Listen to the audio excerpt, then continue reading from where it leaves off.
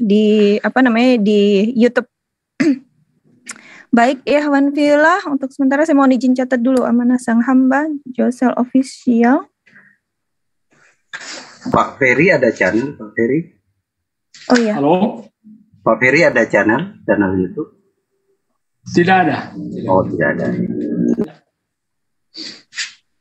Akidah channel BMB.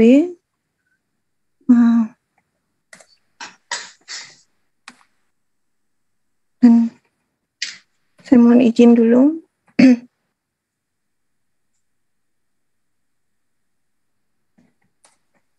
Baik, mu'alaf official.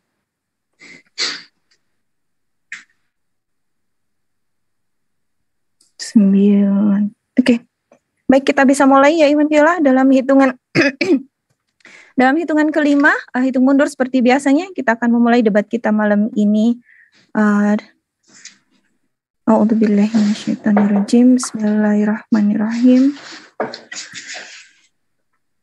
5, 4, 3, 2, 1. A'udzubillahi minasyaitonirrajim. Bismillahirrahmanirrahim. Assalamualaikum warahmatullahi wabarakatuh. Juga selamat malam untuk Ikhwan Fillah semuanya di Zoom MMCI ataupun di seluruh live chat di Menara Siar.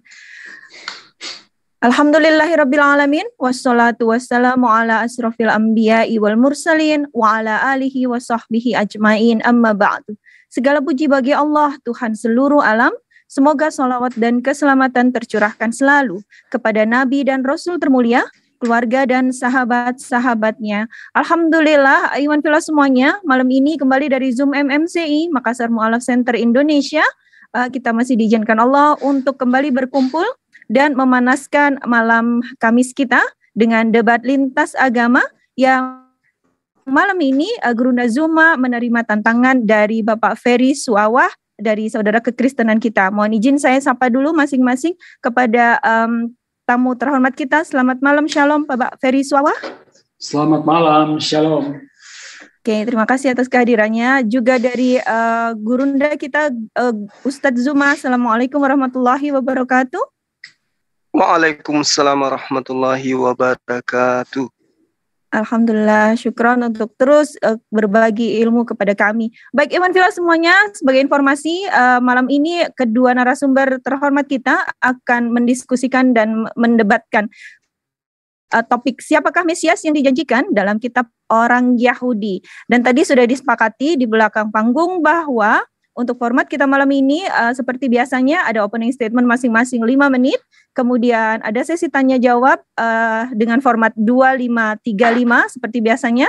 Nanti insya Allah akan ada 2 kali round bertanya. Jadi masing-masing pihak mendapatkan kesempatan 2 kali bertanya, 2 kali menjawab, 2 kali merespon jawaban, dan 2 kali menanggapi respon jawaban. Dan yang ketiga, kita akan punya sesi battle dengan chess timer masing-masing 25 menit dan diakhiri dengan closing statement. Dan kabar gembira juga untuk Ikhwan Fillah yang hadir di Zoom MMCI untuk malam ini diberikan kesempatan untuk memberikan pertanyaan kepada kedua narasumber setelah closing statement berakhir. Baik Ikhwan Fillah, seperti biasanya demi kelancaran ya untuk debat kita serta tidak untuk menghindari hal-hal yang tidak diinginkan selama mungkin 2 atau 3 jam ke depan, maka kami mohon seluruh pihak, seluruh narasumber juga seluruh pihak yang ada di Zoom untuk mematuhi beberapa peraturan seperti biasanya. Yang pertama, tidak menghujat sesembahan masing-masing pihak, kemudian tidak menghujat pribadi, ad hominem ataupun personal attack, juga tidak melakukan framing ataupun fitnah, serta kami mohon untuk narasi dan argumentasinya nanti bersifat edukatif dan kami diberi dalil. Serta untuk para hadirin di Zoom MMCI kami mohon agar selama debat berlangsung mic dimatikan supaya tidak mengganggu kedua narasumber kita selama bernarasi.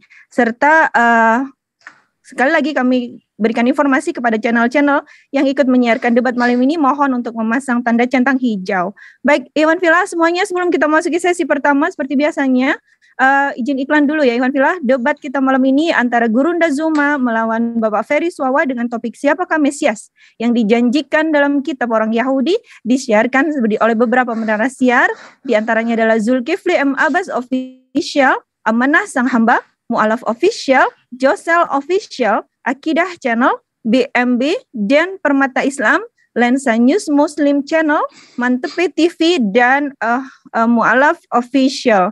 Mohon maaf jika ada yang belum disebutkan. Di sini ada nanti akan di C9. Oke, Dialog Channel 9. Baik, Iwan Villa, kita langsung saja mau memasuki sesi pertama, yaitu sesi opening statement. Kami berikan kesempatan pertama kepada tamu terhormat kita, kepada Bapak Ferry Suwawa untuk memberikan opening statement selama 5 menit. Kita settingkan dulu waktunya, Iwan Villa. Oke. Baik, waktu dimulai ketika Bapak Ferry Suwawa berbicara. Silakan. Oke, sekali lagi saya ucapkan selamat malam dan shalom. Pertama-tama tentunya kita patut bersyukur kepada Tuhan atas berkat-berkat Tuhan kita boleh nikmati setelah sepanjang hari kita bekerja. Dan pada kesempatan ini saya mau katakan bahwa saya tidak menantang Brother Suma. Kita sudah sering diskusi dengan Brother Suma. Jadi di Zoom ini saya hanya ingin share tentang apa yang saya yakini dan juga apa yang tertulis dalam kitab kami, yaitu dengan judul Siapakah Mesias yang dijanjikan. Nah, kalau kita kembali kepada perjanjian lama ketika Allah menciptakan langit dan bumi, kemudian Allah menempatkan manusia pertama itu Adam dan Hawa di Taman Eden, dan mereka itu hidup bahagia, segala sesuatu sudah disediakan oleh Allah. Tapi di samping itu Allah juga sudah berfirman semua buah pohon pengetahuan, semua buah pohon yang ada di taman ini kamu boleh makan buahnya, tetapi ada satu pohon buahnya nggak boleh kamu makan, yaitu buah pohon pengetahuan yang baik dan jahat. Karena ketika kamu makan, maka kamu akan mati. Dan di sini setan menggunakan ular untuk mengelabui akan Hawa. Sehingga pendek cerita, akhirnya Adam jatuh juga dengan godaan iblis dengan memakan buah larangan yang sudah diperintahkan oleh Allah untuk tidak makan. Dan akhirnya mulai saat itu mereka kehilangan kemuliaan. Jadi yang tadinya mereka berbicara langsung dengan Allah di Taman Eden, tetapi oleh karena pelanggaran mereka, maka akhirnya mereka diusir dari Taman Eden. Oleh karena dosa. Tetapi oleh karena Allah itu begitu kasih, Allah itu tidak membiarkan mereka mati kekal. Itu sebabnya Allah menjanjikan seorang Mesias, yaitu Yesus Kristus sendiri. Dan ini juga tercatat di dalam nubuatan-nubuatan Alkitab dalam perjanjian lama. Seperti dalam Yesaya 7 ayat 14 dikatakan, sebab itu Tuhan sendirilah yang akan memberikan kepadamu suatu pertanda. Sesungguhnya seorang perempuan muda mengandung dan akan melahirkan seorang anak laki-laki, dan ia akan menamakan dia Immanuel. Dan ini juga sudah digenapi di dalam Matius pasal 1 ayat 23. Sesungguhnya anak darah itu akan mengandung dan melahirkan seorang anak laki-laki, dan mereka akan menamakan dia Immanuel, yang berarti Allah menyertai kita. Jadi berbicara tentang Mesias, sebetulnya itu sudah dijanjikan ketika manusia jatuh dalam dosa, dan itu sudah tergenapi. Jadi siapakah Mesias yang dijanjikan itu? Dan saya bisa pastikan bahwa Mesias yang dijanjikan itu adalah Yesus Kristus sendiri. Saya kira demikian. Terima kasih. Baik, terima kasih. Masih tersisa 1 menit 54 detik, Pak Ferry. Bisa apakah dicukup? Oke, waktunya dicukupkan oleh Pak Ferry Suwawa. Terima kasih luar biasa untuk opening statement-nya dengan dari kitab Kejadian sebagian besar. Baik, kita langsung saja memberikan 5 menitnya kepada Gurunda Zuma untuk memberikan opening statement. Waktu dimulai ketika Gurunda berbicara. Silakan. Baik. Bismillahirrahmanirrahim. Assalamualaikum warahmatullahi wabarakatuh.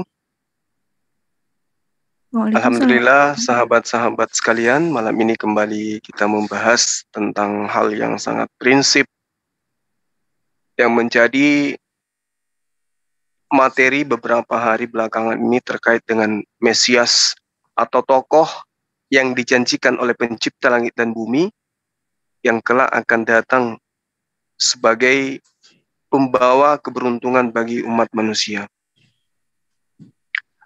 Ketika kita berbicara mengenai tokoh yang penting di dalam kehidupan kita sebagai umat beragama, maka Al-Quran kemudian mengurai apa yang ada tertera di hadapan kita bersama. Di dalam surah Al-Baqarah ayat 146 diterangkan, A'udzubillahi minasyaitonirrajim, Bismillahirrahmanirrahim. Alladzina atainahumul kitaba ya'rifuna kama ya'rifuna abna'ahum. Wa inna fariqam minhum layaktumunal haqqa wa hum ya'lamun. Orang-orang yang telah diberi kitab berupa Taurat dan Injil mengenal baginda Rasul Muhammad SAW seperti mengenal anak-anak mereka sendiri. Sesungguhnya sebagian mereka menyembunyikan kebenaran itu, padahal mereka mengetahui.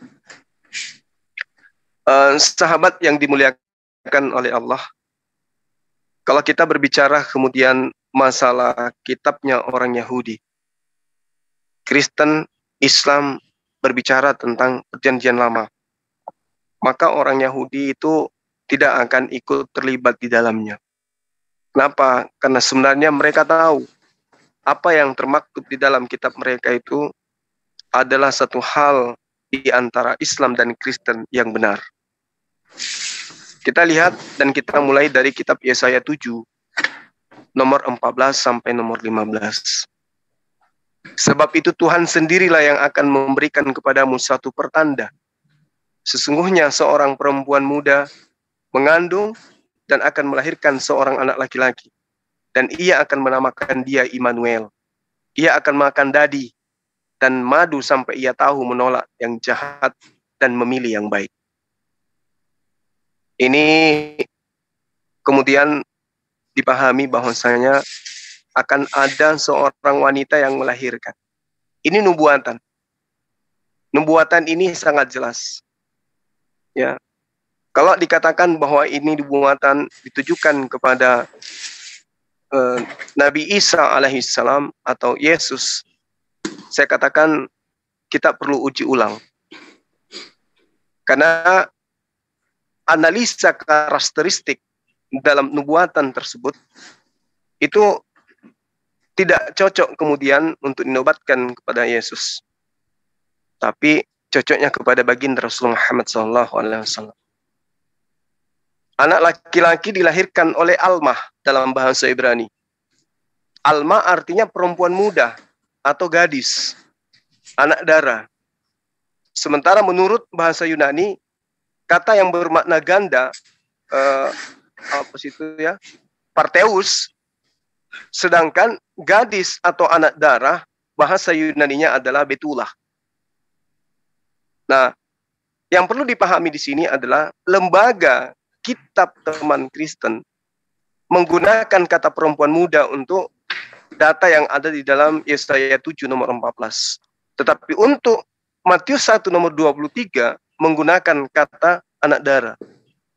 Maria bunda daripada Yesus tidak dapat disebut sebagai Alma, baik dalam arti perempuan muda maupun anak dara, sebab dia mengalami tua, wafat dalam usia lanjut.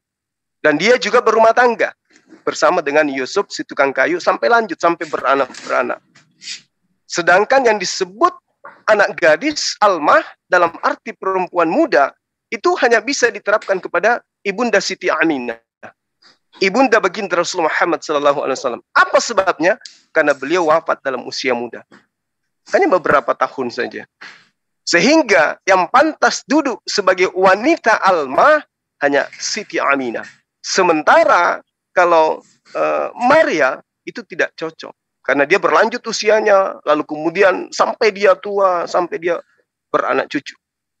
Saya kira begitu. Sementara ini kita diskusi ringan saja untuk memastikan bahwasanya kita boleh mengklaim, tapi kita tidak bisa memaklumati bahwa itu adalah si fulan. Demikian.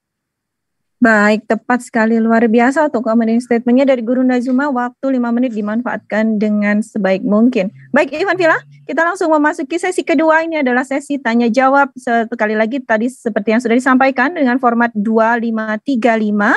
Jika tadi opening statement kami berikan kesempatan kepada tamu kita Bapak Ferry Suawa, sekarang untuk sesi tanya jawab kami berikan kesempatan kepada Gurunda Zuma untuk pertama kali memberikan pertanyaan. Oke, waktu kita settingan 2 menit, waktu ke 2 menit kepada Gurunda Zuma kami persilahkan. Baik. Saudara saya, Bang Ferry, kalau yang dikatakan teman-teman Kristen dalam ini apologet Kristen, selalu membawa Yesus itu adalah Mesias yang kemudian mereka artikan adalah Tuhan bersama kita atau Tuhan bersama kami.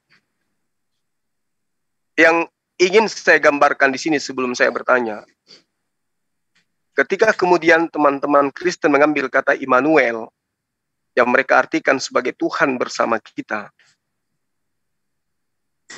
kalau kita melihat di dalam Perjanjian Baru, banyak kemudian bukti akurat yang membuktikan, menggambarkan bahwa Tuhan itu tidak bersama kami.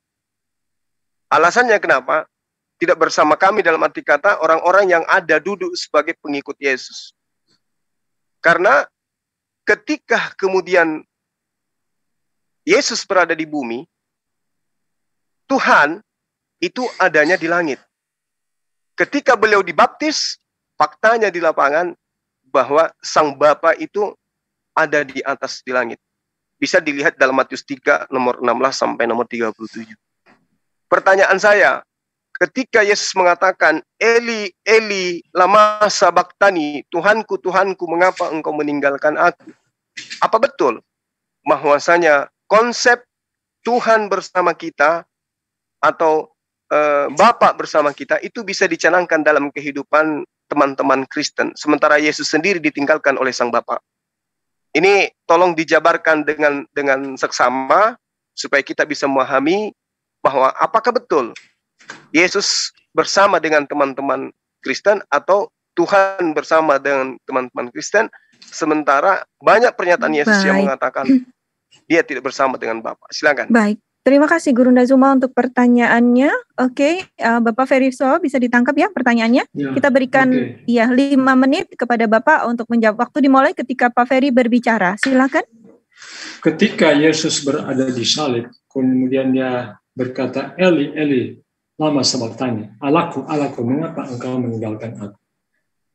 Bukan berarti ketika Yesus di dunia ini, Allah tidak bersama dengan dia. Dia secara manusia ya.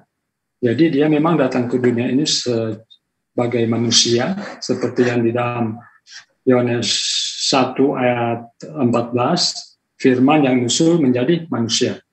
Maka dia mengatakan, Allahku, Allahku, mengapa engkau meninggalkan aku?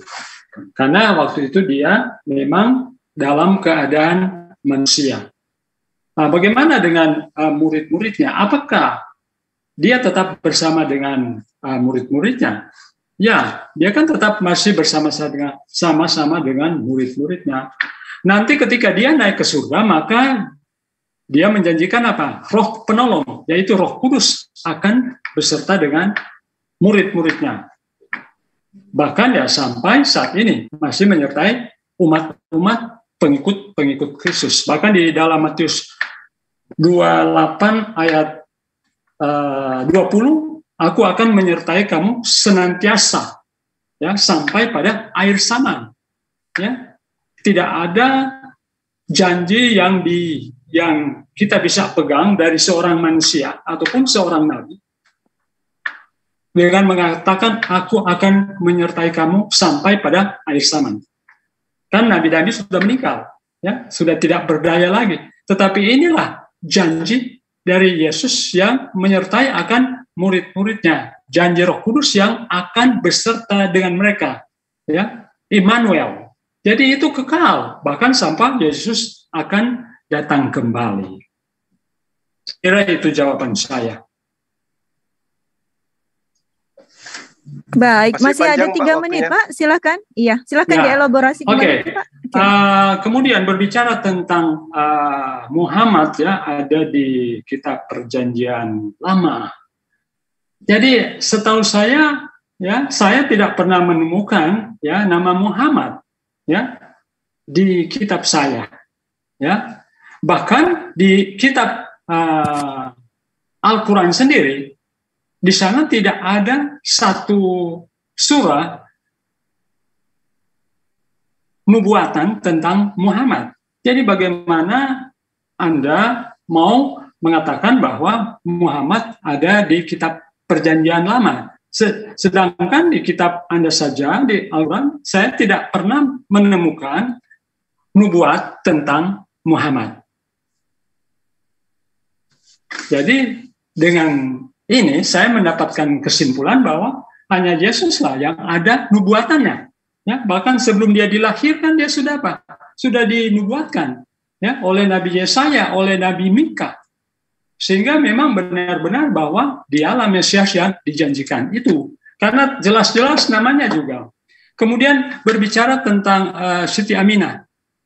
Ingat ketika Maria melahirkan Yesus, dia itu perawan.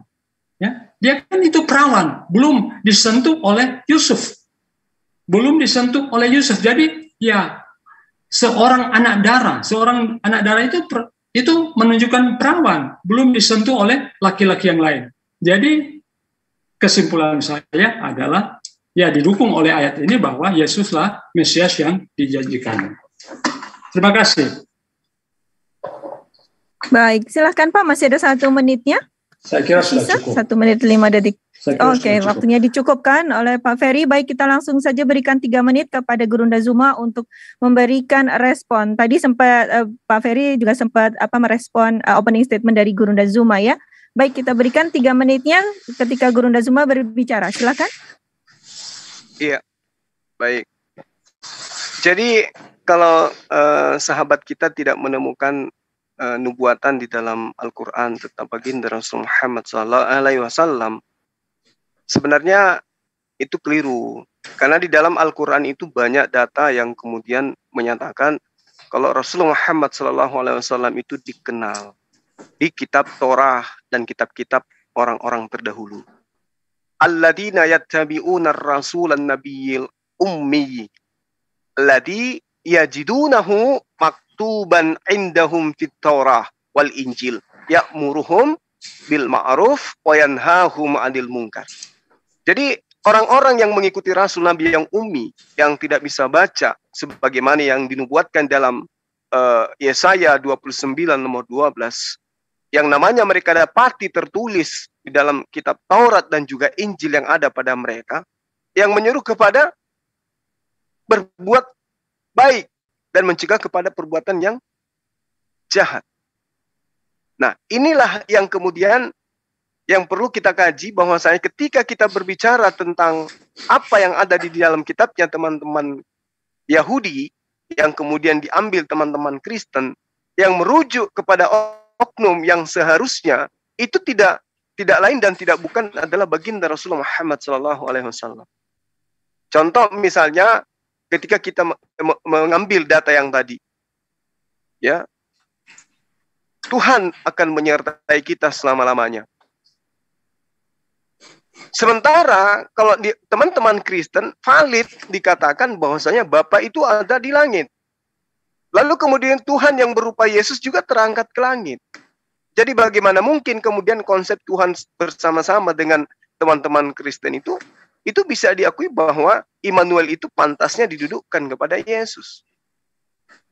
Sementara kalau kita melihat semua peristiwa penggambaran bahwa kata Immanuel yang dinobatkan kepada Yesus itu tidak tepat diterapkan. Ya, tidak tepat. Karena tatkala kemudian Yesus ini kritis di dalam dirinya, dia malah mengatakan, Eli, Eli, lama sabaktani.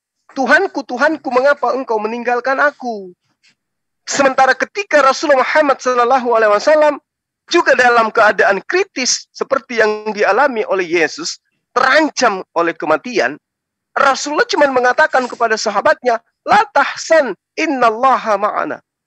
Jangan bersedih, jangan merasa takut. Sesungguhnya Allah bersama dengan kita.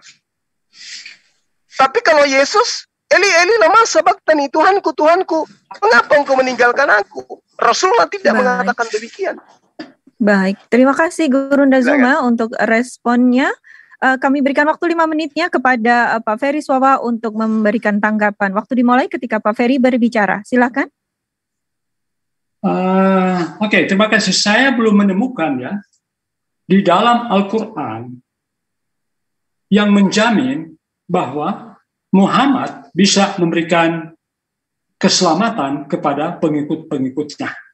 Ya, jadi sepanjang sepengetahuan saya, ya kalau saya salah ya please dikoreksi ya, saya belum pernah menemukan ayat yang menyatakan bahwa Muhammad itu menjamin keselamatan buat umat-umatnya atau pengikut-pengikutnya.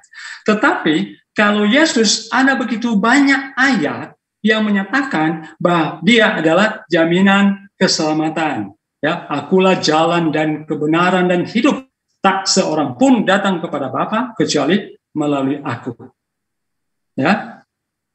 Dan ada banyak ayat lagi yang bisa mendukung bahwa hanya Yesuslah satu-satunya yang dapat menyelamatkan. Karena Yesus bisa menghapus dosa.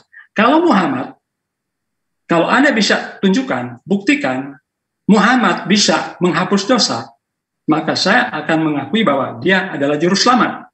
Tetapi selama Anda tidak bisa membuktikan Muhammad bisa menghapus dosa, maka saya tidak akan mengatakan bahwa bukan Muhammadlah sang Mesias itu.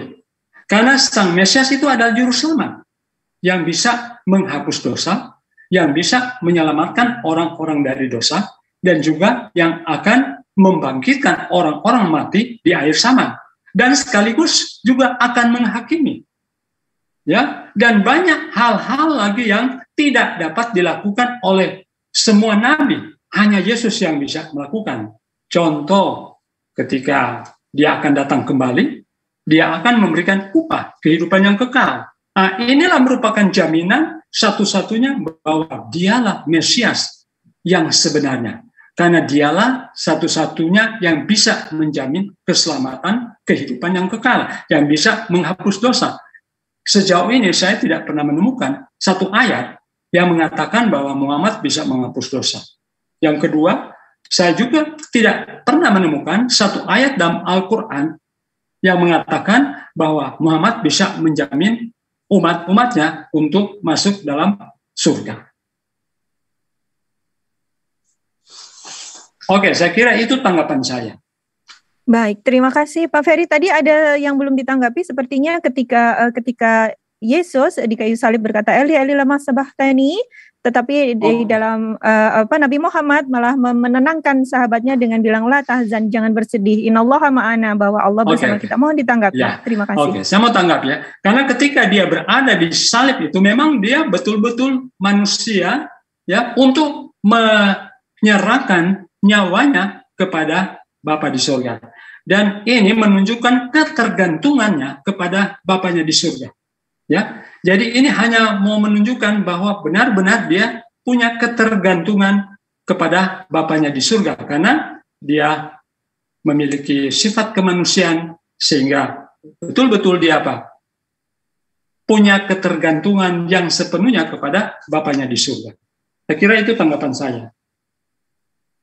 Baik, terima kasih. Waktu masih 2 menit 46 detik, Bapak bisa dielaborasi mungkin? Silakan. Oke, sebetulnya saya juga, ini belum waktu untuk bertanya ya. Belum, nanti ada. Saya cukupkan dulu sampai di situ. Oke, dicukupkan. Baik, terima kasih. Waktu sudah dicukupkan oleh Pak Ferry untuk tanggapannya atas respon dari Guru Ndazuma.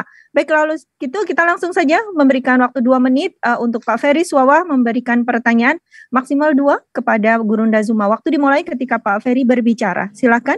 Oke, pertanyaan saya adalah, coba tunjukkan satu ayat yang bisa menjamin, ya. Jadi maksudnya Muhammad, ya, Nabi Anda memberikan jaminan kepada pengikut-pengikutnya kehidupan yang kekal.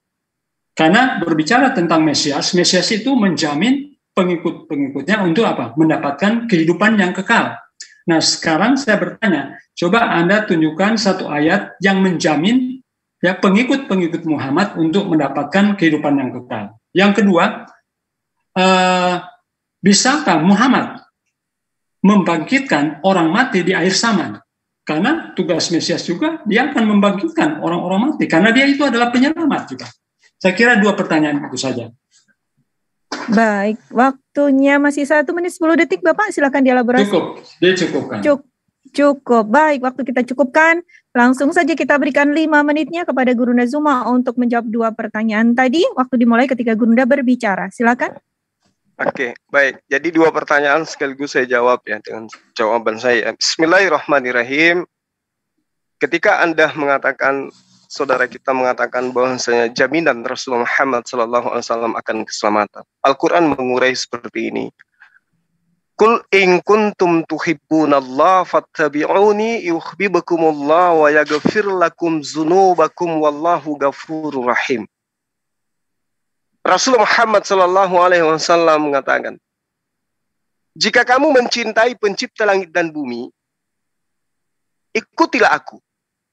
Niscaya pencipta langit dan bumi akan mencintaimu dan mengampuni dosa-dosamu. Pencipta langit dan bumi itu sesungguhnya Maha Pengampun, Maha Penyayang. Ini jaminan.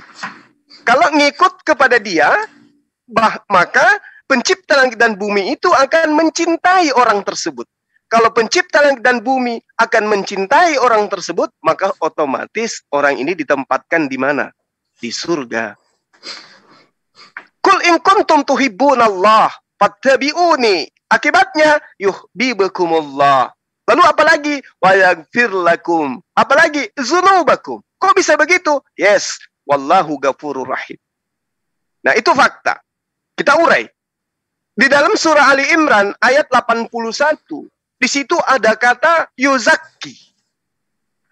Yuzakki di sini artinya adalah menghapus dosa, mensucikan dosa. Ini firman Allah. Makanya kami sebagai umat Islam itu tidak pernah kemudian ragu untuk mengikuti ajaran Islam, ajaran baginda Rasulullah Muhammad SAW. Karena kami tahu persis bahwa apa yang dijanjikan oleh Allah melalui perantaraan Nabiullah Muhammad SAW itu adalah sesuatu yang nyata adanya. Wa aiz ahazallahu mitsaqan nabiyyin lama ataitukum, dan seterusnya. Di ayat ini ada sebuah kata yang sangat luar biasa yang kemudian Allah berikan kepada Rasulullah Muhammad SAW sebagai kata yang mencerminkan bahwa Rasulullah Muhammad SAW adalah penghapus dosa. Juga ada di dalam surah Al-Baqarah ayat 129. Apa yang dikatakan di sana? Rabbana wa bu'ats fihim rasulan minhum yatslu alaihim ayatika wa yu'allimuhumul kitaba wal hikmah wa yuzakkihim, yang menghapus dosa-dosa mereka. Innaka antal azizul hakim. Mensucikan mereka, menghapuskan dosa-dosa mereka. Siapa dia? Rasulullah Muhammad sallallahu alaihi wasallam. Ya Tuhan, kami utuslah di tengah mereka seorang rasul dari kalangan mereka sendiri yang akan membacakan kepada mereka ayat-ayat-Mu dan mengajarkan kitab dan hikmah kepada mereka dan mensucikan mereka, yuzakkihim, menghapuskan dosa mereka sehingga mereka menjadi suci. Sungguh Engkau lah yang maha perkasa lagi maha bijaksana. Datanya masih ada? Ada. Di dalam Al-Quran ayat lain diterangkan, kama arsalna fikum rasulam minkum yatslu alaikum ayatina wa yuzakkikum, yang menghapus dosa mereka atau mensucikan mereka atau mensucikan kamu dan mengajarkan kamu Alkitab dan Al-Hikmah serta mengajarkan kepada kamu apa yang belum kamu ketahui. Kama arsalna fikum rasulam minkum yatslu alaikum wa ayatina, itu jelas di dalam Al-Quran, wa yuzakkikum, dan mensucikan kamu, artinya menghapus dosa-dosa kamu. Innal ladina yastaruna bi ahdillah wa aymanihim thamanan qalila ulaika la khalaqalahum fil akhirah. Ini adalah kebalikan daripada orang-orang yang tidak disucikan oleh Allah, yang tidak kemudian disucikan oleh ajaran Islam, yang tidak disucikan kemudian Rasul Muhammad SAW. Apa kata Allah? Walahum azabun alim. Maka mereka mendapatkan azab yang pedih. Jadi kalau sahabat saya bertanya, teman saya bertanya, di mana dalilnya bahwa Rasul Muhammad SAW itu menembus kalian? Huwallazi ba'atha fil ummi rasulan minhum yatsu alaihim ayati wa yuzakkihim, mensucikan mereka. Kalau mensucikan mereka berarti menghapus dosa-dosa mereka, lalu dihapusnya dosa mereka, orang ini menjadi suci kemudian. Ini fakta, ini dalil. Apa jaminannya kemudian? Jelas, tadi dalilnya ada. Qul in kuntum tuhibbunallah fattabi'uni yuhibbukumullah wa yaghfir lakum dzunubakum wallahu ghafurur rahim. Yang bisa masuk ke dalam surga hanya orang kudus, orang yang diampuni dosa-dosanya oleh Allah. Siapa mereka? Yang ikut kepada baginda Rasul Muhammad SAW. Demikian.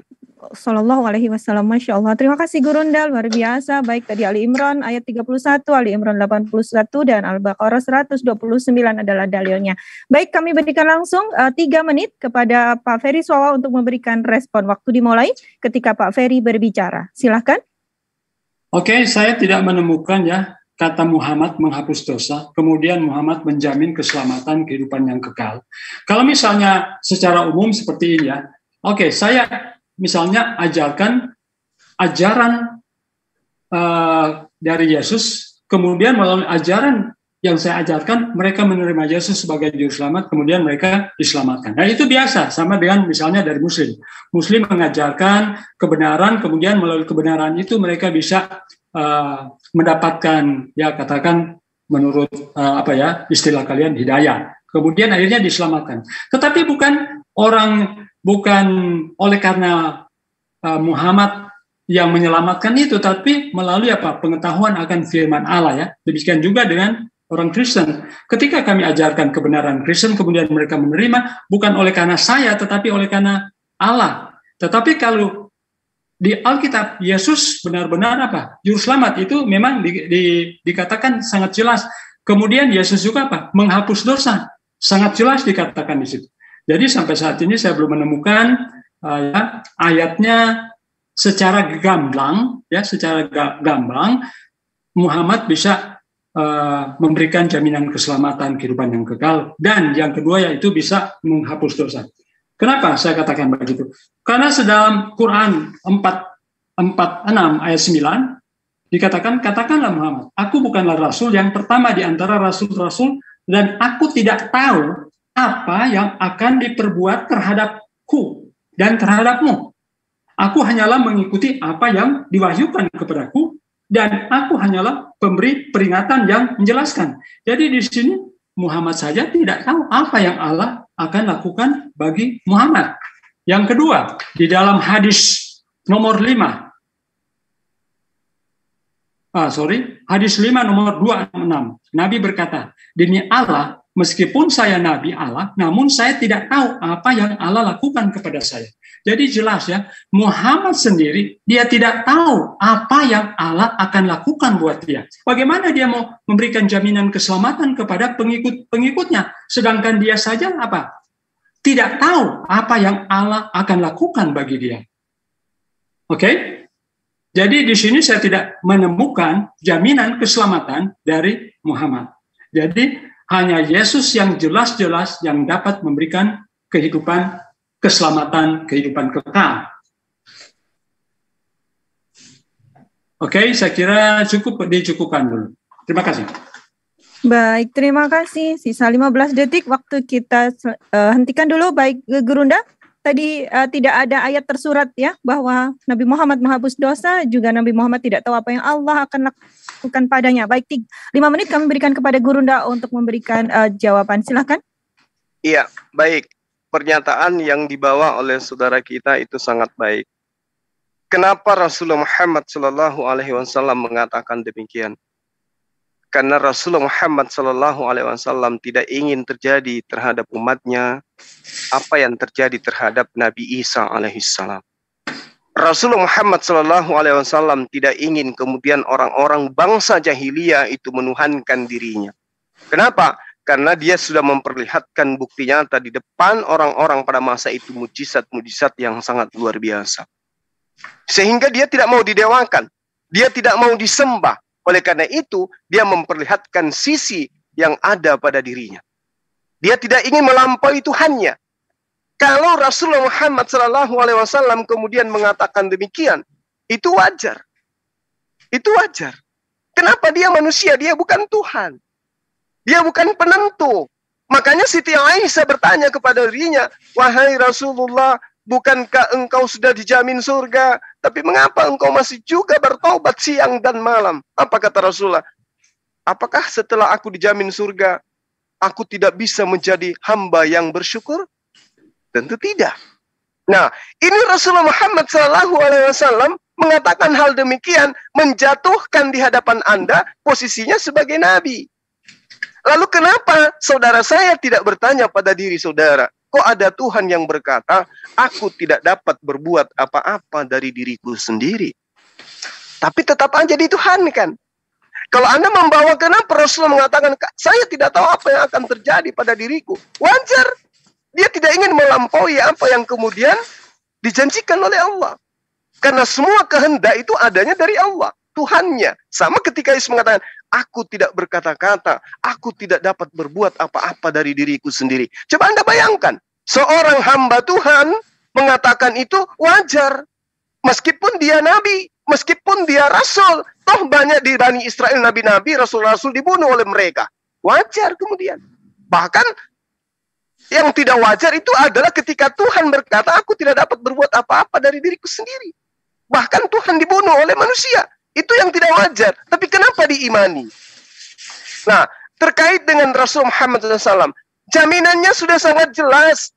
Rasulullah berdasarkan pernyataannya dari mulutnya sendiri, dia mengatakan apa? Jaminlah aku 6 perkara, wahai umatku, dan aku akan menjamin kalian dengan surga. Jamin aku 6 perkara. Kalau kalian tunaikan 6 perkara itu, aku jaminkan surga untukmu. Apa itu? Jujur, jangan berdusta. Tepati janji ketika berjanji. Tunaikan ketika kalian diberi amanah. Pelihara kemaluan kalian. Tahanlah pandangan kalian. Tahanlah kedua tangan kalian. Ini hal yang mudah kalau kita lihat. Tapi ini berat untuk kita jalankan. Barang siapa umat Islam yang mampu menjamin 6 ini tidak dilanggar dalam kehidupannya, kata Rasulullah Muhammad SAW, aku akan menjamin dia dengan surga. Subhanallah. Kalau Anda mengatakan Yesus mengampuni, Yesus tidak pernah mengatakan itu. Yang dikatakan dosamu telah diampuni. Siapa yang mengampuni dosa? Dia yang ada di langit, dia yang ada di surga. Dia tidak pernah mengatakan dosamu telah aku ampuni. Masih hebat saya ketika ada orang yang melanggar, yang menabrak mobil saya misalnya, terus kemudian dia meminta maaf. Saya katakan apa? Dosamu telah ku ampuni, kesalahanmu telah ku maafkan. Lebih hebat saya berarti. Sementara Yesus hanya mengatakan dosamu telah diampuni. Dia tidak mengatakan dosamu telah aku ampuni. Nah, kemudian di dalam Al-Quran ini sudah sangat jelas. Qul in kuntum tuhibbunallah. Rasulullah Muhammad SAW berkata, jika kamu mencintai Allah, ikutilah aku. Niscaya Allah mencintaimu dan mengampuni dosa-dosamu. Berarti Rasulullah Muhammad SAW ini adalah penghapus dosa. Ketika diikuti beliau, maka dosanya akan dihapuskan. Anda menjadi pengikut beliau, Anda kemudian terlahir menjadi bayi kembali. Dosa-dosa Anda terhapuskan.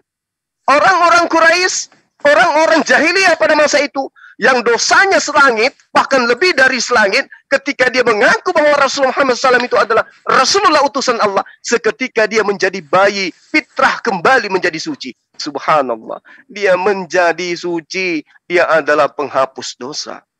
Apa dalilnya? Qul in kuntum tuhibbunallah fattabi'uni yuhibbukumullah wa yaghfir lakum. Maka dosa-dosamu kalau kau mengikuti aku akan dihapuskan. Masya Berarti Allah, terima kasih. Beliau adalah penghapus dosa. Demikian. Luar biasa. Terima kasih Gurunda Zuma atas tanggapannya.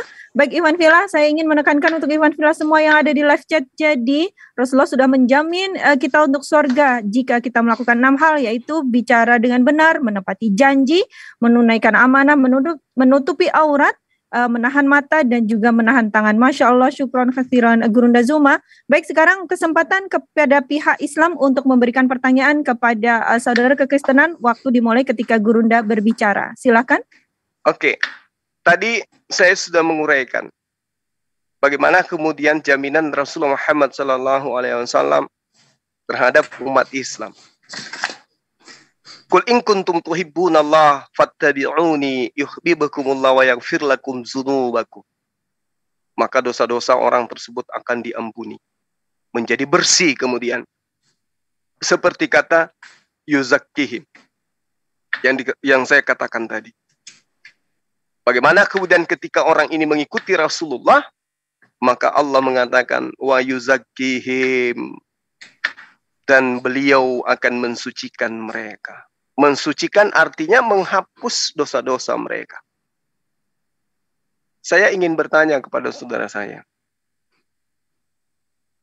di mana di dalam kitab Perjanjian Lama, kalau kita berbicara mengenai nubuatan, bahwa Tuhan mengatakan Yesus anak Maria ini akan menghapus dosa.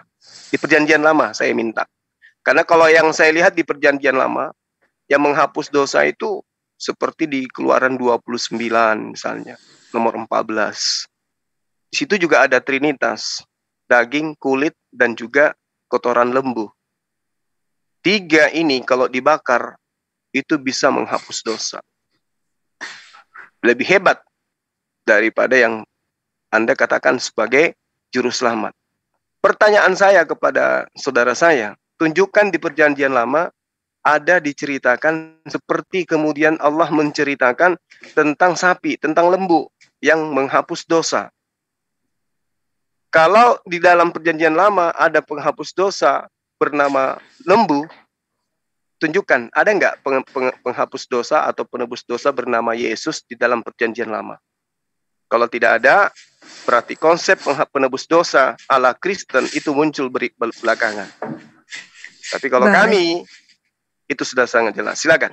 Baik, terima kasih Gurunda Zuma. Pertanyaan sudah ditangkap ya untuk Pak Ferry. Ya. Waktunya, oke, luar biasa. Waktunya 5 menit. Pak Ferry 5 menit untuk memberikan jawaban. Waktu dimulai ketika Pak Ferry berbicara. Silakan. Saya mau kasih tanggapan dulu tentang Yesus tidak mengetahui ya apa-apa. Kalau kita juga baca di dalam Quran 9 ayat 16, surah 9 ayat 16, apakah kamu mengira bahwa kamu akan dibiarkan saja padahal Allah belum mengetahui? Ya, Allah belum mengetahui orang-orang yang berjihad di antara kamu.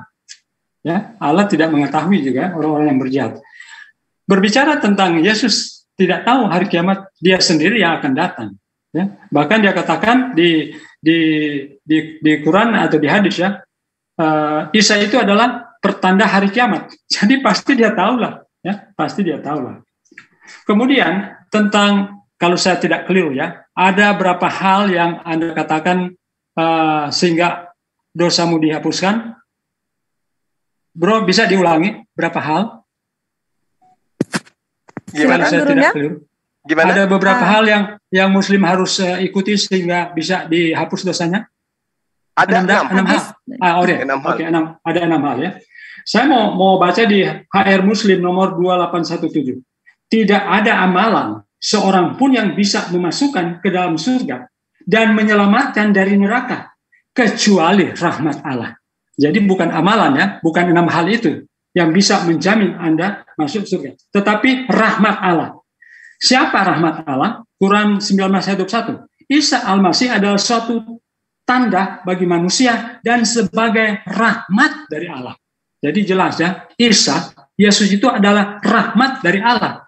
Dan yang bisa menyelamatkan umat manusia di dunia ini hanyalah rahmat Allah. Jadi bukan amalan. Karena amalan seorang pun tak bisa ya menyelamatkan kita dari neraka ataupun menyelamatkan kita dari, atau di sini memasukkan kita ke surga ataupun menyelamatkan kita dari neraka. Kemudian berbicara tentang pengorbanan. Dahulu kala di zaman perjanjian lama, ketika manusia jatuh dalam dosa, maka mereka mengorbankan korban kambing, ya, domba, dan juga ada burung merpati dan yang lain-lain. Dan itu memang dilakukan untuk apa? Penghapusan dosa, ya. Dan itu sebetulnya hanya merupakan lambang bahwa satu kali kelak ada satu oknum yang akan apa? Mencurahkan darahnya untuk apa? Penebusan dosa umat manusia. Nah, itu sudah digenapi ketika Yesus mati di kayu salib. Itu sebabnya sampai saat ini tidak ada orang Israel, orang Yahudi untuk apa? Mengorbankan kambing atau domba sebagai penghapus dosa. Karena itu apa? Sudah digenapi ketika Yesus datang ke dunia ini dan mengorbankan nyawanya di kayu salib. Jadi sampai saat ini tidak ada lagi. Jadi sudah digenapi ketika Yesus mati di kayu salib. Jadi dengan jelas saya mengatakan bahwa hanya Yesus adalah satu-satunya jaminan keselamatan. Saya tidak dapati ya di Al-Quran bahwa Muhammad bisa menghapus dosa. Bahkan yang lebih apa lagi ya? Lebih, kalau saya mau katakan lebih luar biasa lagi sebetulnya batu hitam bisa menghapus dosa daripada apa? Muhammad. Karena tidak ada ayat secara gamblang yang mengatakan bahwa Muhammad bisa menghapus dosa. Malah batu hitam yang jelas-jelas ketika kita mengusap, ya, batu ini bisa sebagai penghapus dosa. Yang kedua, sampai saat ini tidak secara gamblang bahwa Muhammad itu bisa memberikan kehidupan yang kekal. Bahkan di HR Muslim jelas sekali dikatakan tidak ada amalan seorang pun yang bisa memasukkan ke dalam surga dan menyelamatkan dari neraka kecuali rahmat Allah. Siapakah rahmat Allah itu? Isa Al-Masih adalah satu tanda bagi manusia dan sebagai rahmat dari Allah. Jadi kita bersyukur oleh karena Isa itu adalah sebagai rahmat, ya. Dan kita diselamatkan oleh rahmat, ya, ilahi, oleh rahmat Allah. Jadi inilah merupakan jaminan bahwa baik di Al-Quran maupun di Alkitab menjamin bahwa Yesus adalah Mesias satu-satunya yang dapat menjamin kehidupan yang kekal. Terima kasih. Baik, terima kasih. Waktu mohon di-pause dulu untuk timer, Bang Ilyas. Jadi pertanyaan tadi di PL, apakah ada satu ayat yang menyebutkan bahwa Yesus anak Maria menghapus dosa? Pak Ferry tadi belum ditanggapi. Mohon ditanggapi, Pak Ferry, silakan. Ya, tadi saya sudah katakan itu merupakan simbol saja, ya, lambang. Jadi ketika orang Israel berbuat dosa di zaman perjanjian lama, mereka mengorbankan kambing ataupun domba. Dan ketika Yesus datang ke dunia ini, maka itu tidak ada lagi, karena itu merupakan suatu simbol bahwa ada satu oknum yang nantinya akan menggenapi itu. Dan itu sudah tergenapi ketika Yesus mati di kayu salib, mengorbankan nyawanya. Terima kasih. Baik, luar biasa. Terima kasih Pak Ferry untuk jawabannya. Gurunda Zuma, jadi tidak ada ayat khusus, tetapi hanya simbol, serta tadi ada yang saya catat dari hadis riwayat 2817, ya, tidak ada amalan apapun kecuali rahmat Allah, dan rahmat Allah adalah Isa Rasulullah. Mohon dijawab, mohon ditanggapi Gurunda selama 3 menit, waktu dimulai ketika Gurunda berbicara. Silakan. Iya, baik.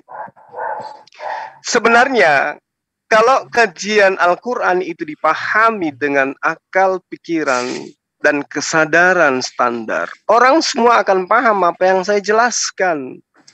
Kul in kuntum tuhibbunallah. Katakanlah kepada manusia, wahai Muhammad. Wahai manusia, jika kamu mencintai pencipta langit dan bumi, ikutilah aku. Dengan engkau mengikuti aku, maka dosa-dosamu diampuni. Coba. Berarti dengan mengikut kepada Rasulullah, dosa-dosa diampuni. Apa sebabnya? Wallahu ghafurur rahim. Karena Allah Maha Pengampun lagi Maha Penyayang. Ini jaminan. Ikut kepada Rasulullah, habis dosa. Ini jaminan. Ini dalil. Ini perintah dari Allah. Sementara kalau kita minta, mana dalilnya? menjadi pengikut atau penyembah Yesus, dosanya dihapuskan? Mana? Nggak ada dalilnya. Mana nanti akan mengatakan simbol-simbol apaan? Sementara Yesus mengajarkan kepada kaumnya yang sesama dengannya, Matius 8 nomor 4, menghapus dosa itu harus dengan hewan. Coba baca Matius 8 nomor 4. Apakah dengan mati di atas tiang salib menghapus dosa? Tidak. Yang diajarkan oleh Yesus sama seperti yang diajarkan Musa alaihissalam. Berkorban dengan hewan. Itu Yesus yang mengatakan. Yang mengatakan mati di atas tiang salib itu Paulus. Bukan Yesus. Yang Yesus katakan menebus dengan cara melakukan ibadah yang dilakukan Nabi Musa. Matius 8 nomor 4. Dalil. Kemudian, saudara kita mengatakan bahwa keselamatan itu adalah rahmat. Memang betul. Ketika kemudian orang itu mengikuti Rasulullah, maka orang itu mendapat rahmat. Makanya dosanya diampuni. Karena dosanya diampuni, dia menjadi orang suci. Karena dia menjadi orang suci, tak layak disentuh bulunya api neraka, apalagi jasadnya. Maka tempat kembalinya adalah jannah, surga. Karena mendapatkan rahmat. Untuk bagaimana caranya mendapatkan rahmat? Mengikuti Rasulullah Muhammad SAW. Apa yang diikuti oleh kepada Rasulullah SAW? Jaminan 4-6 perkara. Jujur, amanah, tidak berzina, menahan pandangan, tidak mencuri, tidak mengambil hak orang lain, maka rahmat Allah itu akan datang. Itu sangat sistematis itu.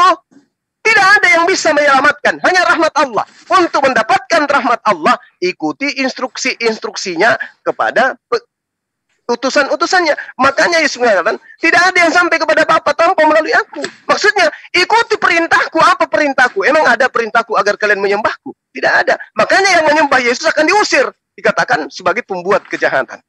Saya kira itu sederhana. Silakan. Baik, terima kasih luar biasa Guru Zuma atas responnya. Oke, ikutilah Rasulullah dari Ali Imran ayat 31 dengan 6 perintah Rasulullah itu ya untuk jaminan surga. Baik, Pak Ferry ada 5 menit untuk memberikan tanggapan atas respon dari Guru Zuma. Waktu dimulai ketika Pak Ferry berbicara. Silakan. Oke, terima kasih ya. Yesus sendiri mengatakan di dalam Matius 26 ayat 28, sebab inilah darahku, darah perjanjian yang ditumpahkan bagi banyak orang untuk pengampunan dosa. Jadi jelas ya bro, bukan Paulus yang mengatakan, tetapi Yesus sendiri. Matius 26 ayat 28, dicek sendiri. Sebab inilah darahku, darah perjanjian yang ditumpahkan bagi banyak orang untuk pengampunan dosa. Matius 20 ayat 28. Sama seperti anak manusia datang bukan untuk dilayani, melainkan untuk melayani dan untuk memberikan nyawanya menjadi tebusan bagi banyak orang. Matius 20 ayat 28. Jadi Yesus sendiri mengatakan bahwa darah perjanjian yang ditumpahkan bagi banyak orang untuk pengampunan dosa. Jadi Yesus sendiri mengatakan untuk pengampunan dosa. Itu sebabnya Rasul Yohanes mengatakan, ya, Yesus adalah yang bisa menghapus dosa. Dikonfirmasi oleh Yohanes. Jadi bukan cuma Yohanes, tetapi Yesus sendiri mengatakan. Ya, oke. Tentang Muhammad ya. Jadi sampai saat ini saya juga tidak bisa dapatkan ayat yang secara gamblang bahwa Muhammad bisa menghapus dosa. Bahkan batu yang bisa menghapus dosa bukan Muhammad tetapi batu. Ya, berarti batu yang lebih hebat dari Muhammad. Karena hanya mengusap batu itu saja bisa menghapus dosa. Sedangkan Muhammad tidak pernah mengatakan ya bahwa dia bisa apa? Menghapus dosa. Ya. Jaminan keselamatan oleh Allah sendiri hanya rahmat. Jadi bukan oleh karena amalan. 6 hal itu yang Anda lakukan itu bukan menjamin Anda bisa masuk ke dalam surga ataupun menyelamatkan Anda dari neraka. Kecuali apa? Rahmat Allah. Dan siapa rahmat Allah? Sesuai Quran Anda, Quran 19:1, Isa Al-Masih adalah suatu tanda bagi manusia dan sebagai rahmat dari kami. Jadi jelas ya, hanya Isa, Yesus yang bisa memberikan keselamatan. Karena dia adalah Mesias yang memang sudah dijanjikan. Terima kasih. Baik, Pak Ferry masih tersisa 2 menit 41 detik. Silakan Pak Ferry.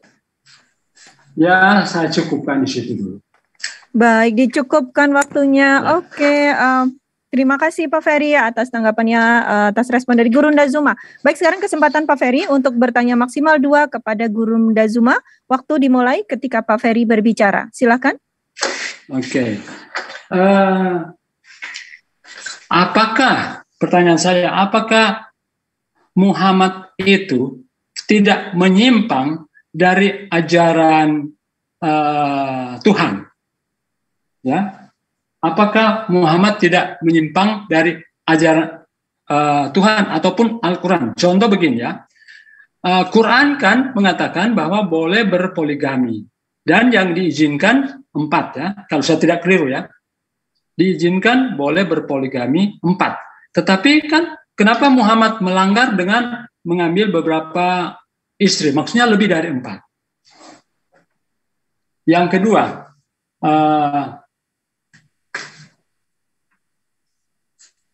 apakah Muhammad mengetahui hari kiamat?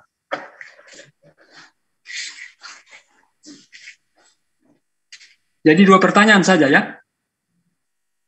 Jadi apakah Muhammad mengetahui hari kiamat? Kemudian yang kedua, bukankah Muhammad itu melanggar Al-Quran? Karena Al-Quran kan hanya mewajibkan mengizinkan berpoligami 4 istri. Tetapi Muhammad kan memiliki istri yang lebih. Mohon maaf Bapak, untuk yang poligami sepertinya itu out of topic Bapak, boleh diganti mungkin pertanyaan, mohon maaf, tapi kalau yang mengetahui hari kiamat masih bisa masuk ke Mesias. Baik. Nggak masalah. Nggak apa-apa ya. Baik, Guru Ndazuma Guru Ndazuma berkenan Bapak, baik tidak apa-apa, terima kasih. Karena Guru Ndazuma berkenan untuk menjawab. Oke, waktu dicukupkankah Pak? Masih ada ya. Masih tersisa. Kalau begitu kan kita harus menuruti apa yang Muhammad lakukan. Bagaimana dengan umat-umatnya? Apakah umat-umatnya juga mengikuti apa yang diteladankan oleh Muhammad atau bagaimana? Oke, baik, itu saja Bapak. Sudah dicatat oleh Guru Ndazuma. Oke, bisa ditangkap. Baik, Guru Ndazuma, untuk 5 menitnya menjawab pertanyaan dimulai ketika Guru Ndazuma berbicara. Silakan. Baik. Bismillahirrahmanirrahim. Ada beberapa hal yang ditanyakan oleh saudara kita ya. Namun yang pertama yang ingin saya urai di sini adalah terkait dengan batu menghapus dosa. Nah, Bapak harus pahami bahwasanya di dalam ajaran agama Islam itu bukan hanya berziarah ke Mekah itu bisa menghapuskan dosa, bukan hanya menyentuh Hajar Aswad. Orang berzikir, membaca istighfar juga itu menghapuskan dosa.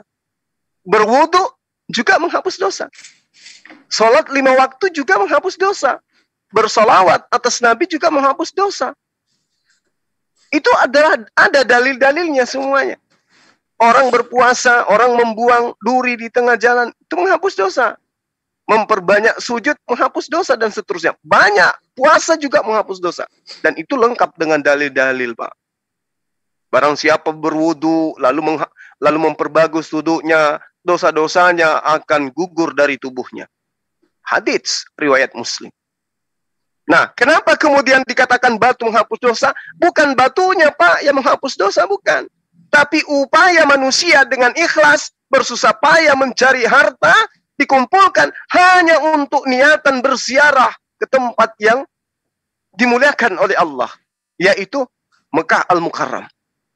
Ini bersusah payah bertahun-tahun mengumpulkan harta, hanya untuk kemudian sampai kepada tanah yang suci. Itulah yang menghapus dosa. Amalan, keinginan, ya, upaya untuk meraih itu yang membuat manusia dosanya tergugurkan. Bukan batunya yang menghapus dosa. Makanya Rasulullah mengatakan, sahabat mengatakan, sekiranya Rasulullah tidak pernah kulihat untuk menyentuhmu, aku pun tidak akan menyentuhmu. Itu. Kemudian ketika Anda mengatakan, inilah darahku, inilah dagingku. Pak, yang dimaksud darah Yesus di situ adalah anggur, Pak. Bukan darah beneran. Yang dimaksud Yesus dagingku di situ roti, Pak. Bukan dagingnya betulan. Ajaran barbar dan paganisme lah yang mengatakan darah yang dimaksud itu darah manusia, Pak. Dari sejak semula Yesus itu mencontohkan kepada muridnya, darah itu darah binatang, Pak. Daging binatang. Matius 8 nomor 4, jangan Anda bantah. Kemudian ketika Anda bertanya tadi, banyak hal yang Anda tanyakan. Yesus itu adalah rahmat. Belum apa-apa. Yesus rahmat bagi siapa? Bani Israel. Kalau Rasul Muhammad SAW, wa ma arsalnaka illa rahmatan lil alamin. Dia rahmat bagi semesta alam. Itu data Pak dalam Al-Quran surah Al-Anbiya ayat 107. Jadi Anda nggak perlu ragu tentang Rasul Muhammad SAW. Makanya mengikuti dia mendapatkan rahmat. Kemudian kenapa Rasulullah Muhammad SAW lebih dari 4? Karena yang satu tadi itu, yang 4 itu tadi, itu berlaku kepada manusia biasa. Sementara dia bukan manusia biasa. Dia adalah Rasul, layaknya Daud, layaknya Salomo, layaknya Abraham. Dia adalah raja. Di samping dia raja, dia nabi. Di samping dia nabi, dia pemerintah. Dia berkuasa. Dia ada muatan yang harus dia bawa, yang harus diajarkan kepada seluruh umat manusia. Maka kemudian dia menikah, itu karena faktor sosial. Pernikahannya dengan orang-orang yang ada pada masa itu, untuk kemudian mengajarkan pernikahan tersebut ada untuk menyatukan antara si miskin dan si kaya dan seterusnya. Lalu kemudian pernikahannya yang kedua adalah pernikahan karena didorong oleh faktor transendental ilahiyah. Karena perintah dari Allah, karena dia mendapatkan wahyu dari Allah untuk melakukan pernikahan itu. Lalu kemudian pernikahan yang lain dipacu oleh pernikahan yang faktor aspek pendukungnya adalah karena politik. Beliau adalah pemimpin pemerintah. Beliau adalah pemimpin politik pada masa itu. Sehingga untuk menyatukan wilayah satu dengan wilayah yang lain, mereka harus menjadikan suku-suku ini seatap serumah. Sehingga anak keturunannya kemudian bersatu dalam satu panji nasab kekeluargaan. Mereka menjadi satu. Kalau umat Islam cukup satu, Pak. Itu kaidah. Tidak boleh lebih dari satu. Itu kaidah dalam ajaran agama Islam. Nah, jadi ketika Bapak ini, saudara kita ini bertanya tentang itu, bahwa Rasul Muhammad SAW, ia memang jelas. Karena dia adalah pemimpin, dia diperintahkan untuk menyatukan segala aspek di dalam misi kenabiannya kepada seluruh umat manusia. Nah, kalau di kami Islam, cukup satu istri, Pak. Itu pedoman di dalam ajaran agama Islam. Kalau mau, bisa 2. Tapi hukumnya harus adil. Kalau tidak bisa adil, maka solusinya cukup 1 saja. Dan satu-satunya agama di atas muka bumi ini yang memerintahkan dengan tegas cukup 1 istri, hanya Islam. Di kitab Anda tidak akan Anda temukan, kecuali data terjemahan yang ada di Indonesia. Original teksnya tidak begitu bunyinya. Silakan.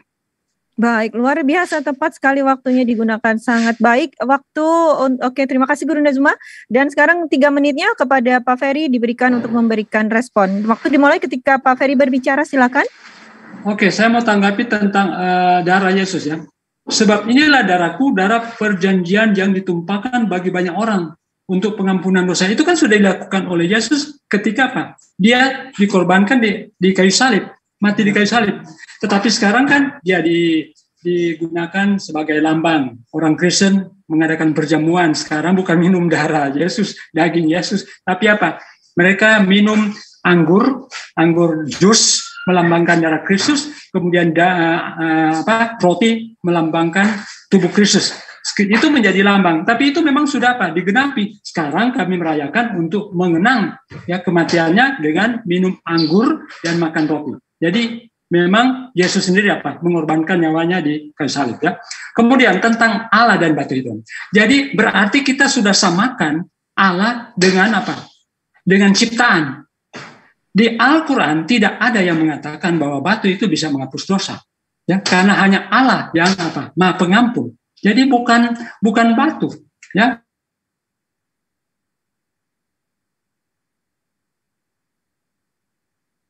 Suaranya hilang. Halo, Pak Ferry. Bang Ferry. Iya. Baik, waktu mohon di pause dulu. Mohon waktu di pause dulu untuk timer Pak Akhilias. Kita tunggu dulu Iwan Villa, Pak Ferry. Monitor Pak Ferry. Monitor Pak Ferry, beliau sudah open mic tapi tidak ada suaranya. Mungkin ada gangguan sinyal. Baik, kita tunggu dulu Iwan Villa karena ada gangguan teknis di sini dengan narasumber kita Bapak Ferry Suwawa. Ya, timernya dihentikan dulu, Dek. Iya, waktu sudah dihentikan tadi, Gurunda. Okay. Sudah diminta. Baik. Monitor Pak Ferry. Kami kesel gini. Halo. Pak Ferry Suwawa, sebentar saya cek dulu. Sepertinya beliau terpental. Oke, mohon maaf Iwan Villa, ada gangguan dengan internet dari salah satu narasumber kita yaitu Pak Ferry Suawa. Sambil kita menunggu beliau untuk bergabung kembali di Zoom MMCI Makassar Mu'alaf Center Indonesia. Saya mohon izin untuk Ikhwan Fillah untuk iklan-iklan. Baik Ikhwan Fillah semuanya, seperti yang tadi sudah disampaikan bahwa debat kita malam ini cukup saya terasa luar biasa ya, membahas tentang Mesias. Maaf ya Mbak. Baik. Di tempat saya stromnya mati, listriknya padam. Baik. Iya, oke, baik. Tidak apa-apa, Bapak. Bagaimana sekarang? Apakah bisa dilanjutkan? Ya, ini tinggal paket. Ya, seberapa bisa. Baik, luar biasa. Kami sangat hargai usaha Bapak untuk melanjutkan debat kita malam ini. Baik, kita langsung saja Bapak kalau begitu dilanjutkan untuk memberikan respon. Kita lihat dulu timernya sisa berapa tadi. Bang Ilyas, mohon izin untuk sisa timernya. Oke, Bapak, masih ada 1 menit 47 detik untuk Bapak memberikan respon. Silakan.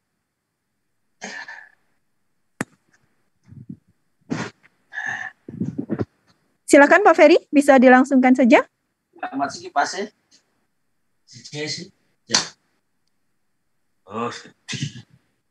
Oke, Pak Ferry kembali tidak ada suaranya. Baik, Ikhwan Fillah, kita tunggu sebentar ya untuk Pak Ferry bergabung lagi dengan Zoom MMCI Makassar Mu'alaf Center Indonesia. Sepertinya beliau mengalami gangguan sinyal. Baik Pak Ferry, Mas, bagaimana sekarang? Sudah masih ada sisa waktu 1 menit 47 detik. Jadi saya mau katakan bahwa silakan. Seolah-olah Allah itu sudah disekutukan dengan benda. Karena hanya Allah yang bisa menghapus dosa. Ya, bukan batu. Dan sudah saya kemukakan tadi kan, tidak ada amalan seorang pun yang bisa memasukkan ke dalam surga dan menyelamatkan ya kita dari neraka kecuali apa? Rahmat Allah. Jadi bukan karena apa yang kita lakukan yang menyelamatkan kita dari neraka ataupun memasukkan kita ke surga, tetapi apa? Rahmat Allah. Jadi kalau berbicara tentang batu bisa menghapus dosa, itu berarti kita sudah menyekutukan Allah dengan benda mati. Sedangkan kan Allah tidak bisa disekutukan. Aku nih kadang gonturu ya pengaruh. Halo, di tempat saya listriknya padam. Baik, silakan Pak Ferry. Oke, saya kira cukupkan saja. Dicukupkan. Baik, Terima kasih Pak Ferry untuk responnya. Kami berikan langsung kepada Guru Ndazuma selama 5 menit untuk memberikan tanggapan. Kita settingkan dulu waktunya. Waktu dimulai ketika Guru Ndazuma berbicara. Silakan. Iya, baik. Jadi gini Pak, Bang Ferry, Tuhan itu memberikan solusi di dalam hidup. Solusi yang diberikan oleh Tuhan dimaksud aturan, hukum-hukum, ketetapan. Itulah yang dimaksud dengan rahmat. Barang siapa yang mengikuti aturan Tuhan, maka memperoleh rahmat. Jadi rahmat bisa diterima dari Tuhan ketika manusia itu melaksanakan perintah Tuhan. Coba kita lihat. Di dalam Ulangan 27 nomor 26. Terkutuk orang yang tidak mengikuti perintah Taurat dengan perbuatan. Tapi orang yang tidak dikutuk mendapatkan rahmat. Rahmat itu namanya berkat. Bagaimana orang mau bisa mendapatkan berkat? Diutus kepada kita utusan, kita tolak. Bagaimana ceritanya kita bisa mendapatkan rahmat? Yesus diutus hanya sebagai nabi. Dianggap Tuhan. Bagaimana bisa mendapat rahmat? Rasulullah Muhammad SAW diutus untuk semua manusia, ditolak. Bagaimana bisa mendapatkan rahmat? Kunci mendapatkan rahmat adalah mentaati perintah Tuhan. Perintah Tuhannya adalah menerima utusannya sebagai utusan, bukan menerima utusannya sebagai Tuhan.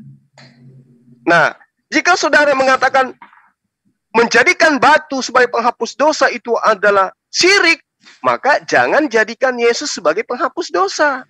Karena Yesus itu manusia. Dan Yesus tidak pernah mengatakan, dosamu telah aku ampuni. Yesus tidak pernah mengatakan itu. Tunjukkan dalilnya kalau ada.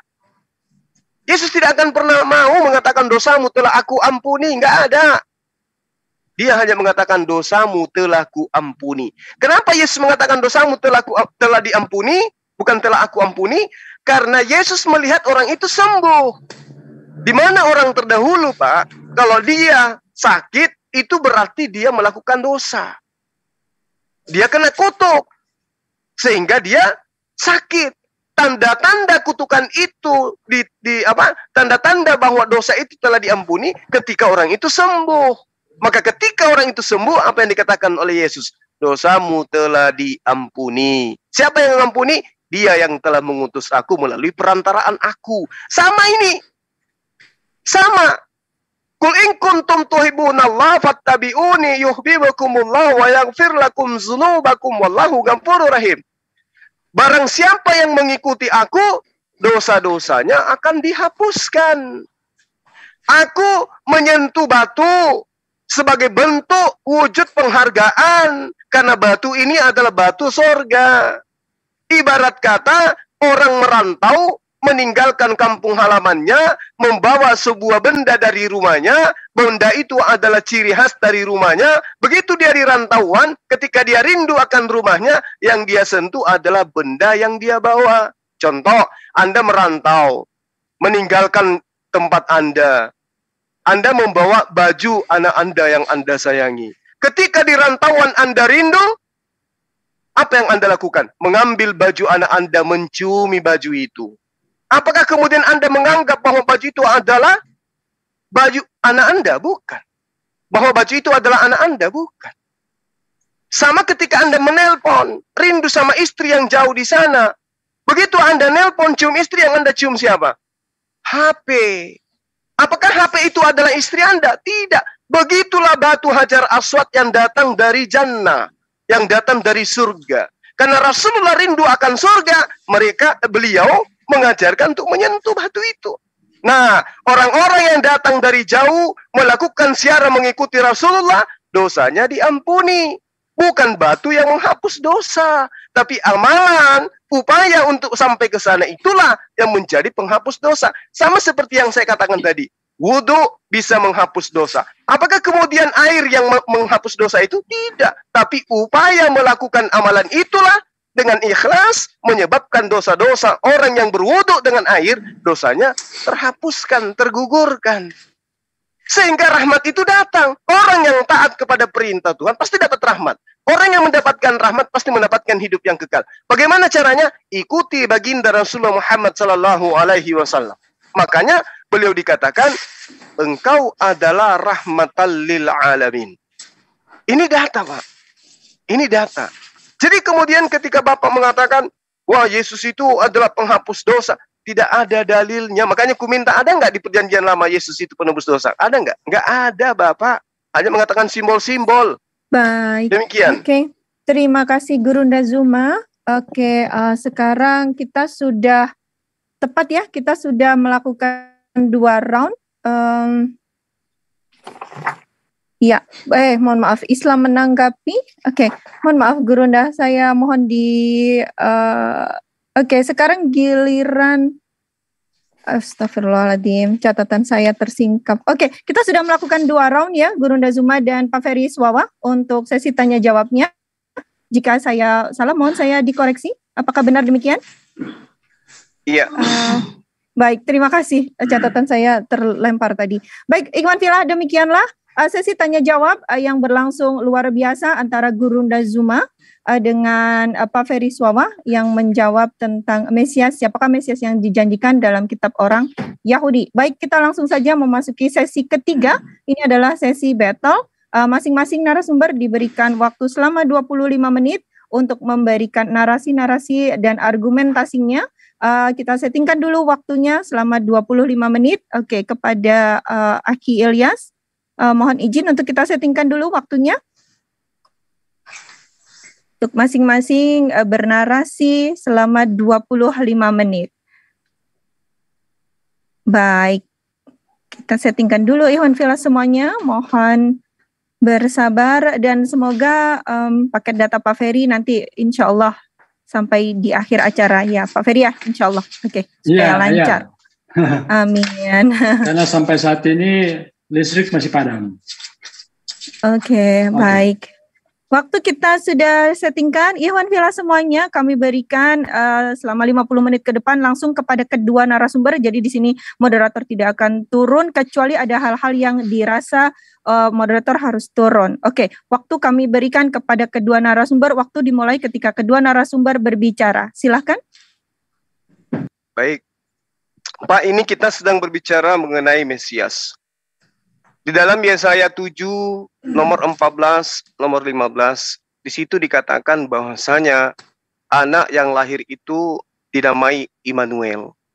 Ia akan makan dadi dan madu sampai ia tahu menolak yang jahat dan memilih yang baik. Tolong berikan saya data bahwa Yesus itu pernah makan dadi. Silakan.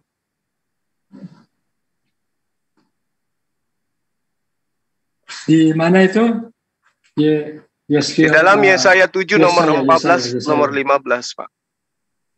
Yesaya 7, 14. Iya.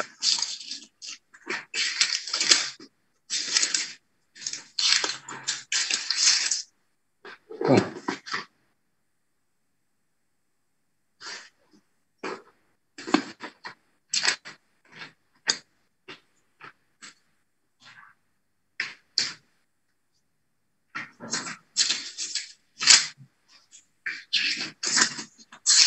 Di pause dulu ya waktunya ya.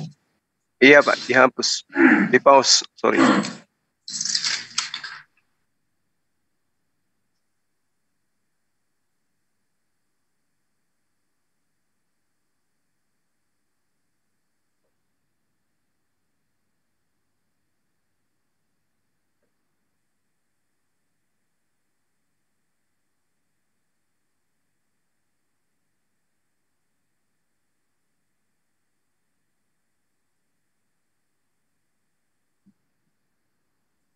Di ayat berapa itu, Bro? 16 ya? 14 dan 15. 7, 14, 15. Iya. 7, 14. Sebab itu Tuhan sendirilah yang akan memberikan kepadamu suatu pertanda. Sesungguhnya seorang perempuan muda mengandung dan akan melahirkan seorang anak laki-laki. Dan ia akan menamakan dia Immanuel. Ia akan makan dadi dan madu. Sampai ia tahu menolak yang jahat dan memilih yang baik. Kemudian pertanyaannya apa? Kapan? Iya, di mana datanya Yesus pernah makan dadi? Kalau di sini tidak disebutkan ya, kapan Yesus makan dadi. Jadi ayatnya juga tidak ada.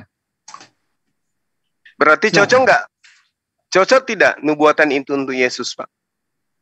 Yang cocok yaitu ayat berapa ini? 14 ya, 14.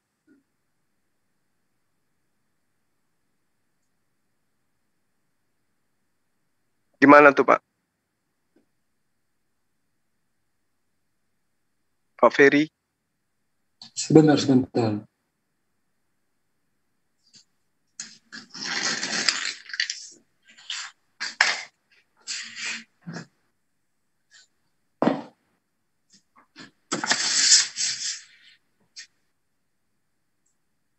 Ya 14, sebab itu Tuhan sendirilah yang akan memberikan kepadamu suatu pertanda, sesungguhnya seorang perempuan muda mengandung dan akan melahirkan seorang anak laki-laki dan ia akan menamakan dia Immanuel. Ya, yang ayat 14 ya. Kalau saya hanya melihat di ayat 14, yaitu seorang wanita muda akan mengandung dan akan melahirkan seorang anak laki-laki dan akan menamakan dia Immanuel. Dan itu sesuai juga di dalam Matius 1 ayat 23. Sesungguhnya anak darah itu akan mengandung dan melahirkan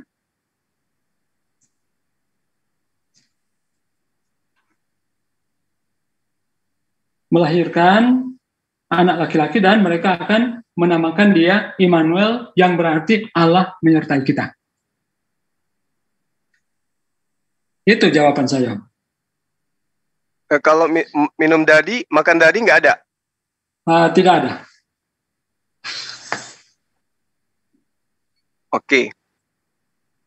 Berarti nggak cocok ya Pak dengan Yesus Pak, nubuatan itu? Yang cocok di ayat 14-nya. Cocok ayat 14 dan Matius 1 ayat 23.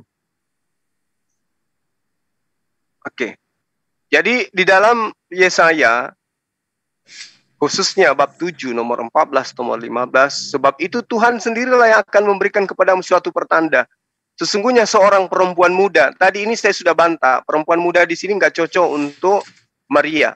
Karena dia, ya, lanjut usia dia. Sementara kata yang digunakan di sini adalah almah. Kata almah itu artinya dalam bahasa Ibrani perempuan muda atau gadis atau anak darah.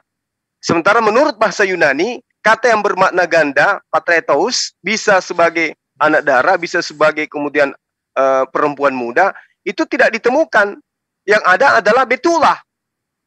Artinya tidak cocok digunakan untuk Maria. Yang cocok untuk Siti Aminah. Karena beliau mati pada masa usia muda. Sementara Maria itu lanjut usia sampai beranak cucu dia. Nah, terkait dengan apa yang saya katakan tadi, tentang ayat selanjutnya, data selanjutnya, dan dia akan menamakan Immanuel, ia akan makan dadi dan madu sampai ia tahu menolak yang jahat dan memilih yang baik, ini tidak cocok kepada Yesus. Kenapa? Pertama, dia tidak makan dadi. Kemudian kedua, dia tidak pernah diceritakan makan atau minum madu. Kecuali ketika dia bangkit. Sementara di sini pada masa ia kecil. Sampai ia tahu menolak yang jahat dan memilih yang baik. Apakah iya betul? Yesus itu tidak tahu mana yang baik, mana yang buruk. Dia tidak tahu hukum-hukum rupanya. Sementara yang bisa menolak jahat dan yang menolak baik adalah dia yang mendapatkan tuntunan. Siapa dia? Dia yang dikatakan nabi yang menerima wahyu. Sementara Yesus hanya datang melanjutkan ajaran Musa. Nah, terkait dengan makan dadi dan minum madu, bisa kita lihat kemudian di dalam sejarah tarik Islam, dadi adalah minuman fitrah yang diminum Rasulullah Muhammad SAW tak kala beliau Isra Mi'raj dan tak kala beliau bersembunyi dalam gua Sur selama 3 hari 3 malam. Itu makanannya dia. Jadi dia makan susu yang dikentalkan kemudian. Nah, sementara madu itu sangat banyak di dalam Al-Quranul Karim. Banyak diterangkan dalam Al-Quran bagaimana kemudian mujizat-mujizat yang Allah berikan. Ya, sampai di dalam Al-Quran itu ada surah yang berbicara tentang madu, Pak. Berbicara tentang lebah. Berarti ini cocoknya nubuatan ini hanya kepada baginda Rasulullah Muhammad sallallahu alaihi wasallam. Jadi kita sepakat bahwa Yesaya 7 nomor 14 nomor 15 itu hanya cocok untuk baginda Rasulullah Muhammad sallallahu alaihi wasallam. Kita tinggalkan itu.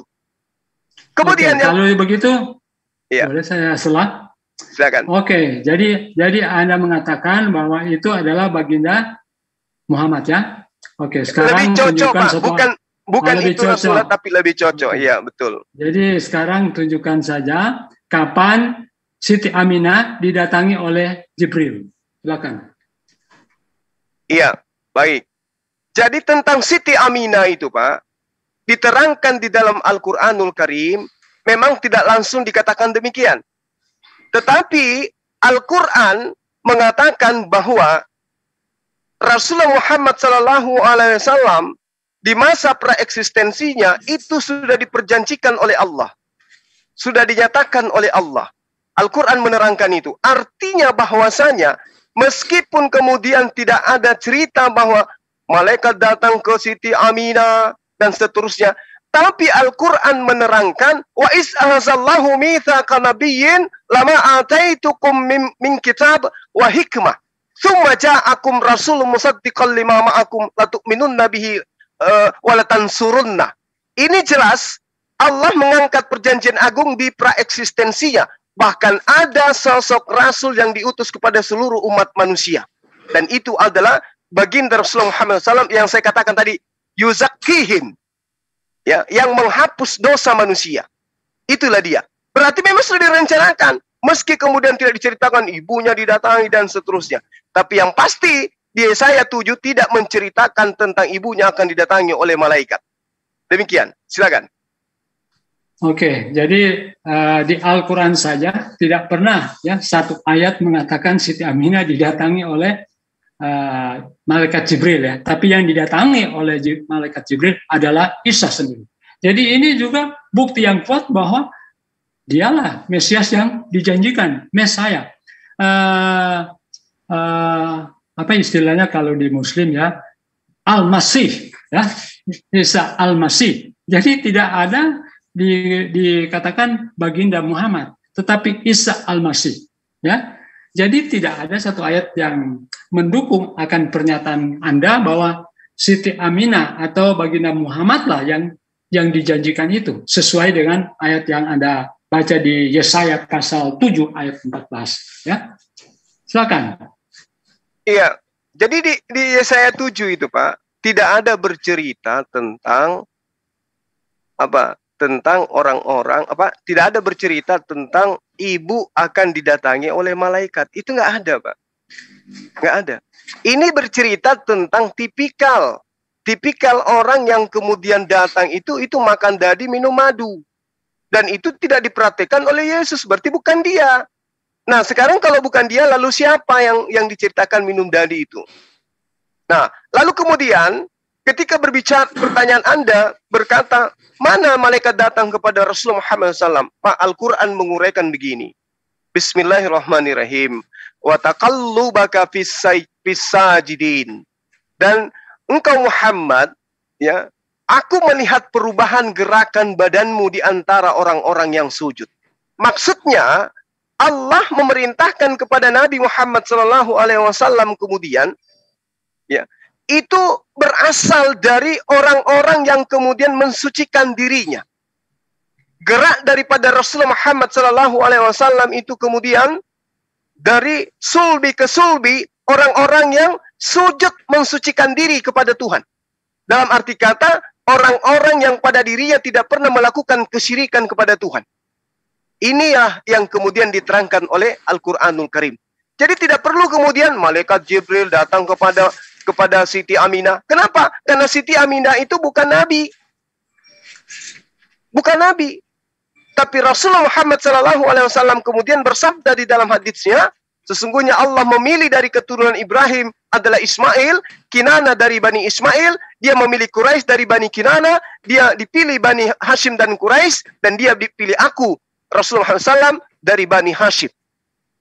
Ini pernyataan beliau. Jadi kalau kemudian Anda mengatakan kapan Jibril datang kepada Siti Aminah, itu tidak bisa kemudian saya katakan ada di dalam Al-Quran. Kenapa? Karena Siti Aminah alaihissalam itu tidak pernah kemudian menerima wahyu dari Allah. Dia bukan nabi. Dia bukan rasul. Jadi dia tidak diceritakan kemudian di dalam Al-Quran. Andai saja Al-Quran itu karangan Rasulullah Muhammad SAW, maka akan dipenuhi dengan biografi ibunya, biografi bapaknya, biografi keluarganya. Tapi karena itu bukan karangannya, Rasulullah sama sekali tidak membicarakan tentang pribadinya di dalam Al-Quranul Karim. Karena dia tidak berkata-kata selain dari apa yang diperintahkan Tuhan untuk dirinya. Nah sekarang kembali kepada Mesias, Bapak. Kalau Bapak kemudian tidak mengatakan di dalam kitab saudara ada Mesias yang digambarkan Yesus menjadi penebus dosa di dalam perjanjian lama, lalu apa dasar Anda kemudian mengatakan bahwa perjanjian baru itu sudah benar adanya, menceritakan Yesus sebagai penebus dosa? Silakan. Jadi tadi Anda sudah katakan ya bahwa kenapa Siti Aminah tidak mendapatkan wahyu, karena dia bukan nabi ya. Maryam itu bukan nabi ya. Tapi kenapa dia didatangi oleh malaikat Jibril? Karena itu memang benar-benar apa? Mau menyampaikan kabar baik, kabar keselamatan, bahwa dari Maria lah akan apa? Muncul juru selamat, Mesias. Ya kan? Kalau Anda bilang Siti Aminah itu tidak didatangi oleh Jibril karena dia itu bukan nabi. Lihat saja siapa? Maria. Maria itu bukan nabi, tapi apa? Dia didatangi oleh malaikat Jibril. Kenapa? Mau menyatakan bahwa benar-benar yang akan dilahirkan itu adalah seorang Mesias, seorang penyelamat dunia. Dan itu sudah apa? Dibuktikan di dua kitab, baik di Al-Quran maupun di Alkitab kami. Ya, jadi sangat jelas. Satu-satunya Mesias, penyelamat dunia adalah Isa Al-Masih atau Yesus Kristus. Silakan. Ya, jadi saya katakan kepada Bapak, di dalam Al-Quran tidak ada bercerita tentang malaikat datang kepada Siti Aminah. Itu jelas. Tapi kalau kita berbicara mengenai hadits, berbicara mengenai perjalanan Rasulullah Muhammad SAW, ibunya itu acap kali didatangi malaikat Jibril. Kalau hanya dengan kata yang seperti itu, yang saya maksud, di dalam Al-Quran tidak diceritakan hal bahwa Siti Aminah juga menerima wahyu layaknya Nabi. Tapi kalau kemudian tentang hadits, Rasulullah Muhammad SAW itu nyata banyak menceritakan bagaimana kemudian ketika ibunya itu hamil, sering didatangi oleh malaikat Jibril. Kalau cuma karena itu yang Anda minta, kami sering itu, Siti Aminah itu sering didatangi oleh malaikat Jibril. Tapi bukan untuk menerima wahyu, lalu kemudian dimasukkan ke dalam Al-Quranul Karim. Penamaan tentang baginda Rasulullah Muhammad SAW itu juga datang kepada Siti Aminah. Itu ada, Pak. Dari risalah sejarah kenabian Rasulullah Muhammad SAW dalam perjalanan hidupnya, itu diceritakan. Bagaimana ibunya sering kemudian didatangi oleh malaikat, kemudian dia dikatakan bahwa seorang anak akan lahir daripadamu, hendaklah engkau menamainya Muhammad. Itu diceritakan, Pak. Aminah yang menceritakan itu.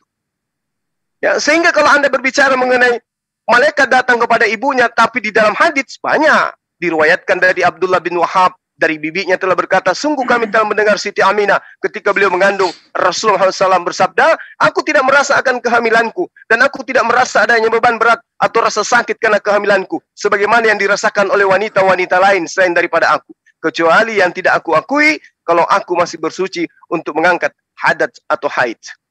Ini yang diakui oleh baginda Rasulullah SAW bahwa beliau mendengarkan cerita yang kemudian diceritakan, yang kemudian diriwayatkan oleh Abdullah bin Wahab dari bibinya kemudian. Nah, sementara yang Anda imani di dalam kitab Anda adalah cerita yang diceritakan oleh Lukas, oleh Matius, seperti misalnya Yesus bersunat pada hari ke-8. Dari mana Lukas tahu? Sekira begitu, Pak. Ya, jadi itu sudah klop semuanya. Sekarang yang saya minta kepada Bapak adalah di mana Yesus diceritakan secara gamblang di Perjanjian Lama. Yang tadi sudah gugur dia. Di Yesaya 7 Yesus tidak berkenan di situ. Tidak cocok dengan Yesus. Silakan. Oke. Kita tahu bersama bahwa Muhammad itu adalah seorang menurut kalian ya, nabi penutup. Seorang nabi penutup, pastilah dia memiliki orang tua yang istimewa. Pastilah dia dicantumkan di dalam Al-Quran Anda. Tetapi pada faktanya, ya beda dengan Isa. Ya, Isa dicantumkan dalam Quran Anda. Kemudian malaikat Jibril yang mendatangi Maryam. Tetapi kenapa? Ya, Siti Aminah ya, yang ibunya Nabi Muhammad. Siti Aminah tidak pernah didatangi oleh malaikat, kemudian tercatat di dalam Al-Quran Anda. Tapi kalau Isa, itu sudah tercatat di Alkitab maupun Al-Quran. Jadi dua kitab ini sama, ya didatangi oleh Jibril. Tetapi kenapa di kitab Anda tidak ada yang menyatakan bahwa Siti Aminah didatangi oleh malaikat Jibril untuk menyatakan kabar gembira bahwa dari Siti Aminah akan lahir seorang nabi yang terakhir, nabi penutup. Ini yang saya minta dari Anda. Terima kasih. Oke. Untuk membuktikan bahwa Al-Quran itu bukan karangan Rasulullah Muhammad SAW. Makanya dia tidak memasukkan cerita-cerita seperti itu di dalam Al-Quran. Karena tidak ada firman yang diterima berkaitan dengan itu. Bukti bahwa itu adalah kalam Allah. Sementara Anda bangga terhadap cerita dalam kitab Anda, sementara kitab Anda itu bukan cerita dari Yesus, Pak. Yesus mengatakan dalam kitab Yohanes, segala firman yang engkau berikan kepadaku telah aku sampaikan kepada mereka. Pertanyaan saya, ada tidak firman yang disampaikan Yesus kepada muridnya yang bercerita tentang ibunya? Coba tunjukkan kepada saya, silakan. Sudah jelas-jelas ya di Alkitab dan di Quran Anda memuat tentang Maria didatangi oleh apa? Jibril. Tetapi masalahnya di Quran Anda tidak termuat Siti Aminah didatangi oleh Jibril. Bukankah ini adalah suatu hal yang apa ya? Yang tidak masuk akal. Kalau memang Muhammad itu adalah nabi terakhir, penutup, pastilah dia tercatat di dalam Al-Quran Anda, sebagaimana Isa tercatat di Quran Anda, juga di Alkitab kami. Jadi tidak bertentangan kan antara Alkitab dan Quran Anda yang menyatakan bahwa Maria didatangi oleh Jibril. Sama di Alkitab kami juga demikian, ya, membawa kabar gembira, ya. Yang saya minta Pak, firman Tuhan tentang Maria kepada Yesus ada enggak? Silakan. Maksudnya firman Tuhan dari Maria? Firman Tuhan yang datang kepada Yesus tentang ibunya ada enggak? Silakan. Ya sudah di apa kan? Sudah dijelaskan di Al-Quran. Enggak, di Yesus, ku bilang di kitab Anda ada enggak? Yesus menerima firman dari Tuhannya tentang Maria, ibunya. Silakan. Oh ya, Yesus menerima firman-Nya. Dia itu adalah firman. Dia itu ada firman yang nusul menjadi manusia. Dialah firman. Segala firman. Dialah kabar baiknya. Itulah kabar baiknya. Pak, Yesus mengatakan dalam Yohanes, kesaksian Yohanes, segala firman yang engkau berikan kepadaku telah aku sampaikan kepada mereka. Artinya Yesus menerima firman. Pertanyaan saya, ada enggak firman diterima Yesus tentang Maria, ibunya? Silakan. Ya, apa yang difirmankan oleh Jibril itu ya itulah yang firman dari Allah, dari Yesus juga itu.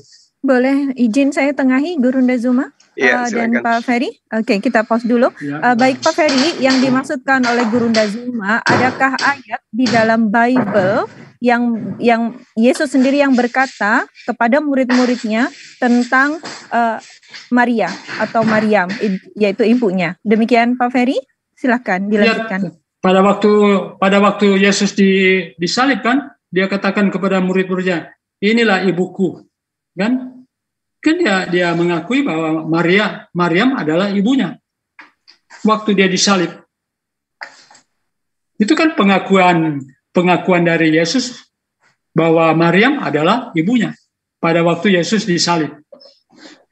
Silakan. Yang dimaksud Yesus ibunya di situ dan saudaranya bukan Maria, Pak. Murid-muridnya. Dan itu juga data, bukan firman Tuhan yang diterima. Yang saya tanya, firman yang diterima dari bapaknya tentang ibunya. Wahai Yesus, ibumu begini dan begini. Ada nggak data firman itu? Silakan.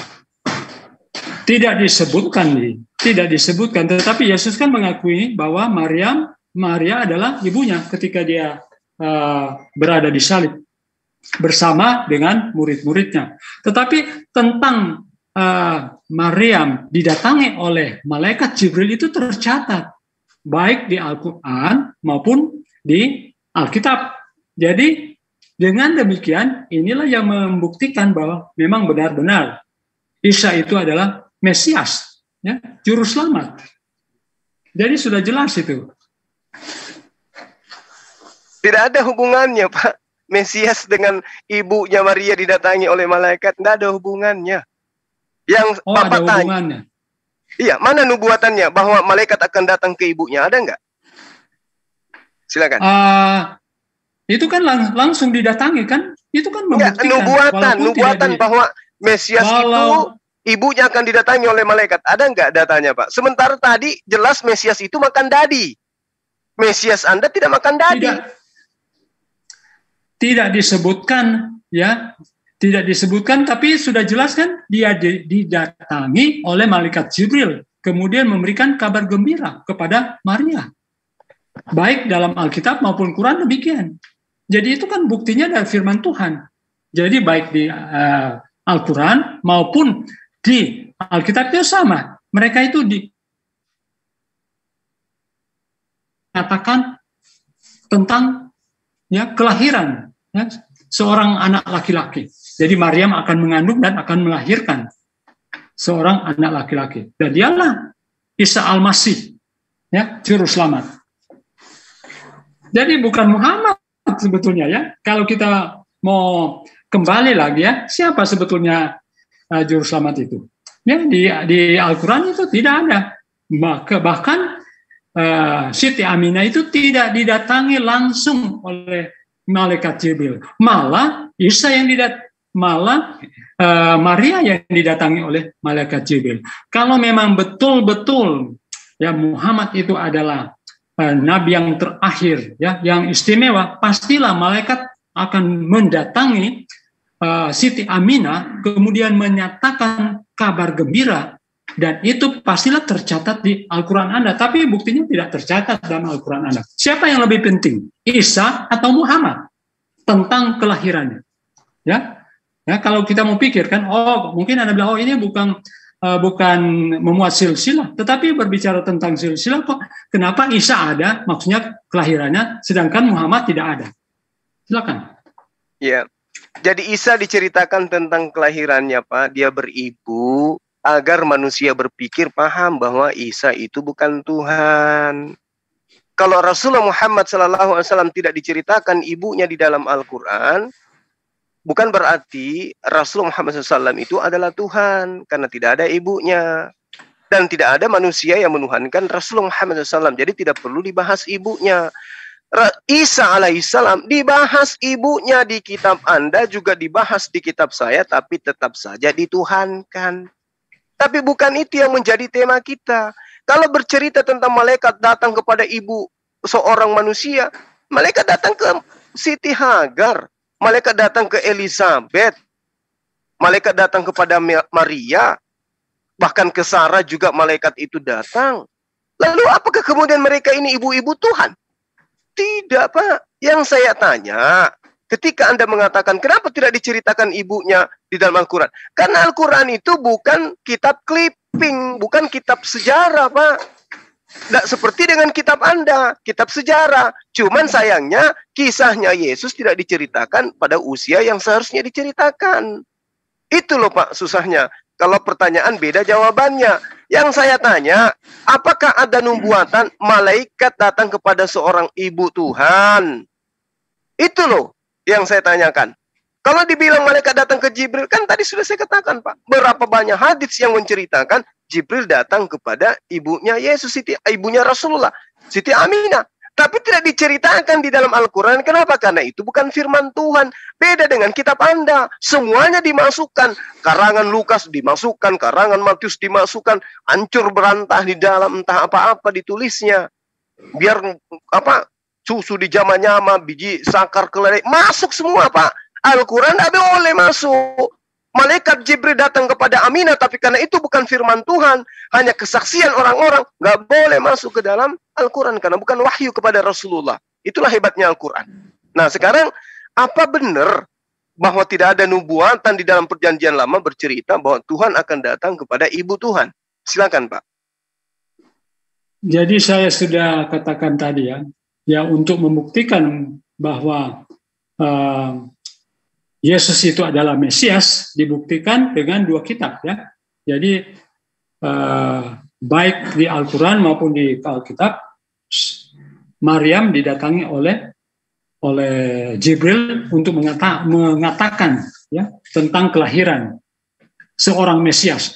Tapi kalau Muhammad kok tidak ada, ya ini kan membuktikan bahwa Muhammad memang bukanlah Mesias, ya. Karena tidak dikonfirmasi, ya jangankan di Alkitab kami, di Al-Quran Anda saja tidak termuat, apalagi di Alkitab kami, ya. Jadi jangankan di Al-Quran Anda, di Alkitab kami, di Al-Quran Anda saja tentang kelahiran Nabi Anda yang dikatakan Mesias kok tidak tercatat, malah Nabi Isa. Bagi kalian itu Anda menganggap itu Nabi, ya. Tapi kami menganggap dia adalah Tuhan dan Juru Selamat, sesuai juga dengan ada tertulis di dalam kitab kami. Ya, dia bukan saja utusan, tetapi dia juga mengutus rasul-rasul. Ya, dia bukan saja sebagai guru, tapi dia adalah sebagai penyelamat dunia, penghapus dosa. Dan itu saya sudah bacakan tadi ya dalam ayat-ayat dalam Alkitab. Oke, saya kira mungkin sudah cukup sekian ya. Waktu kita sudah panjang ini. Baik, sebentar saya tenangi dulu. Pak Ferry masih memiliki waktu 13 menit 52 detik dan Gurunda Zuma masih memiliki waktu 10 menit 37 detik karena sesuai kesepakatan tadi masing-masing mendapatkan waktu 25 menit untuk bernarasi dan berargumentasi, Pak. Jadi kami mohon untuk dilanjutkan ya, Bapak ya. Terutama ini yang baru saja, mohon ditanggapi pertanyaan Gurunda Zuma yang berulang, apakah ada nubuatan malaikat datang kepada Ibu Tuhan? Silakan Pak Ferry. Bagi saya itu tidak penting ya, tidak penting malaikat mau menampakkan diri kepada siapa? Maria, kemudian saya ini ada, kamu akan menjadi Ibu Tuhan. Ya cukup saja di sana dikatakan bahwa kamu akan melahirkan seorang anak laki-laki ya, dan engkau akan menamai dia apa? Juru selamat, Yesus ya, Yesus. Dan dia akan apa? Ya menjadi pembebas ataupun penyelamat ya. Sesuai juga dengan misi yang dilakukan oleh Yesus ketika dia datang ke dunia ini. Ya, dalam Yohanes 3 ayat 16, karena begitu besar kasih Allah akan dunia ini, sehingga ia telah mengaruniakan anaknya yang tunggal, supaya setiap orang yang percaya kepadanya tidak binasa, melainkan beroleh hidup yang kekal. Tetapi tidak dikatakan kepada, Maria, ya kamu akan menjadi Ibu Tuhan. Tidak. Ya, tidak. Tapi yang jelas ayat-ayatnya bahwa sekalipun Anda mungkin ya tidak menganggap dia sebagai Tuhan, tetapi kami orang-orang Kristen menganggap dia sebagai Tuhan karena sudah tertulis di dalam Alkitab kami. Kalau Anda bilang, Matius, Markus itu adalah karangan manusia, kami meyakini bahwa segala tulisan yang diilhamkan Allah bermanfaat untuk apa? Mengajar, untuk menyatakan kesalahan, dan untuk mendidik orang dalam kebenaran. Jadi ketika mereka menulis Alkitab, mereka itu mendapatkan apa? Ilham dari Tuhan. Kalau kepercayaan Anda kan Al-Quran Anda diilhamkan oleh Allah kepada Jibril, kemudian Jibril menyampaikan kepada Muhammad. Ya, bagi kami juga, kami juga tidak meyakini apa yang difirmankan oleh Jibril itu kepada Muhammad langsung didiktekan atau dalam bentuk buku atau dalam bentuk apa, atau apakah juga ada saksi-saksinya. Nah, jadi kami juga yang meragukan akan kebenaran Al-Quran, sebagaimana juga Anda meragukan akan Alkitab kami. Ya, itu sah-sah saja. Ya, kami meyakini bahwa segala tulisan yang diilhamkan Allah.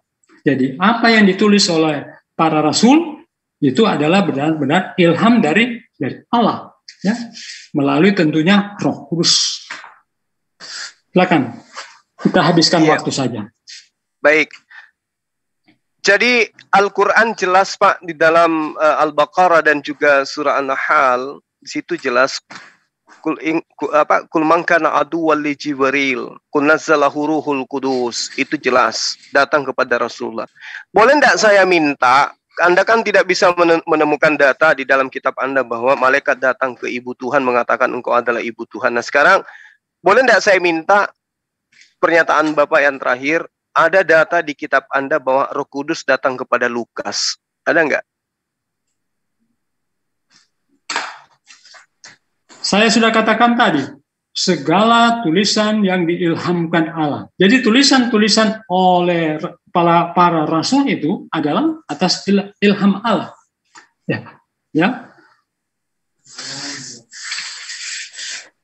Iya, saya ngerti, saya pun tahu segala tulisan yang diilhamkan. Nah, syarat untuk diketahui bahwa itu diilhamkan kan harus ada Roh Kudus yang datang kan.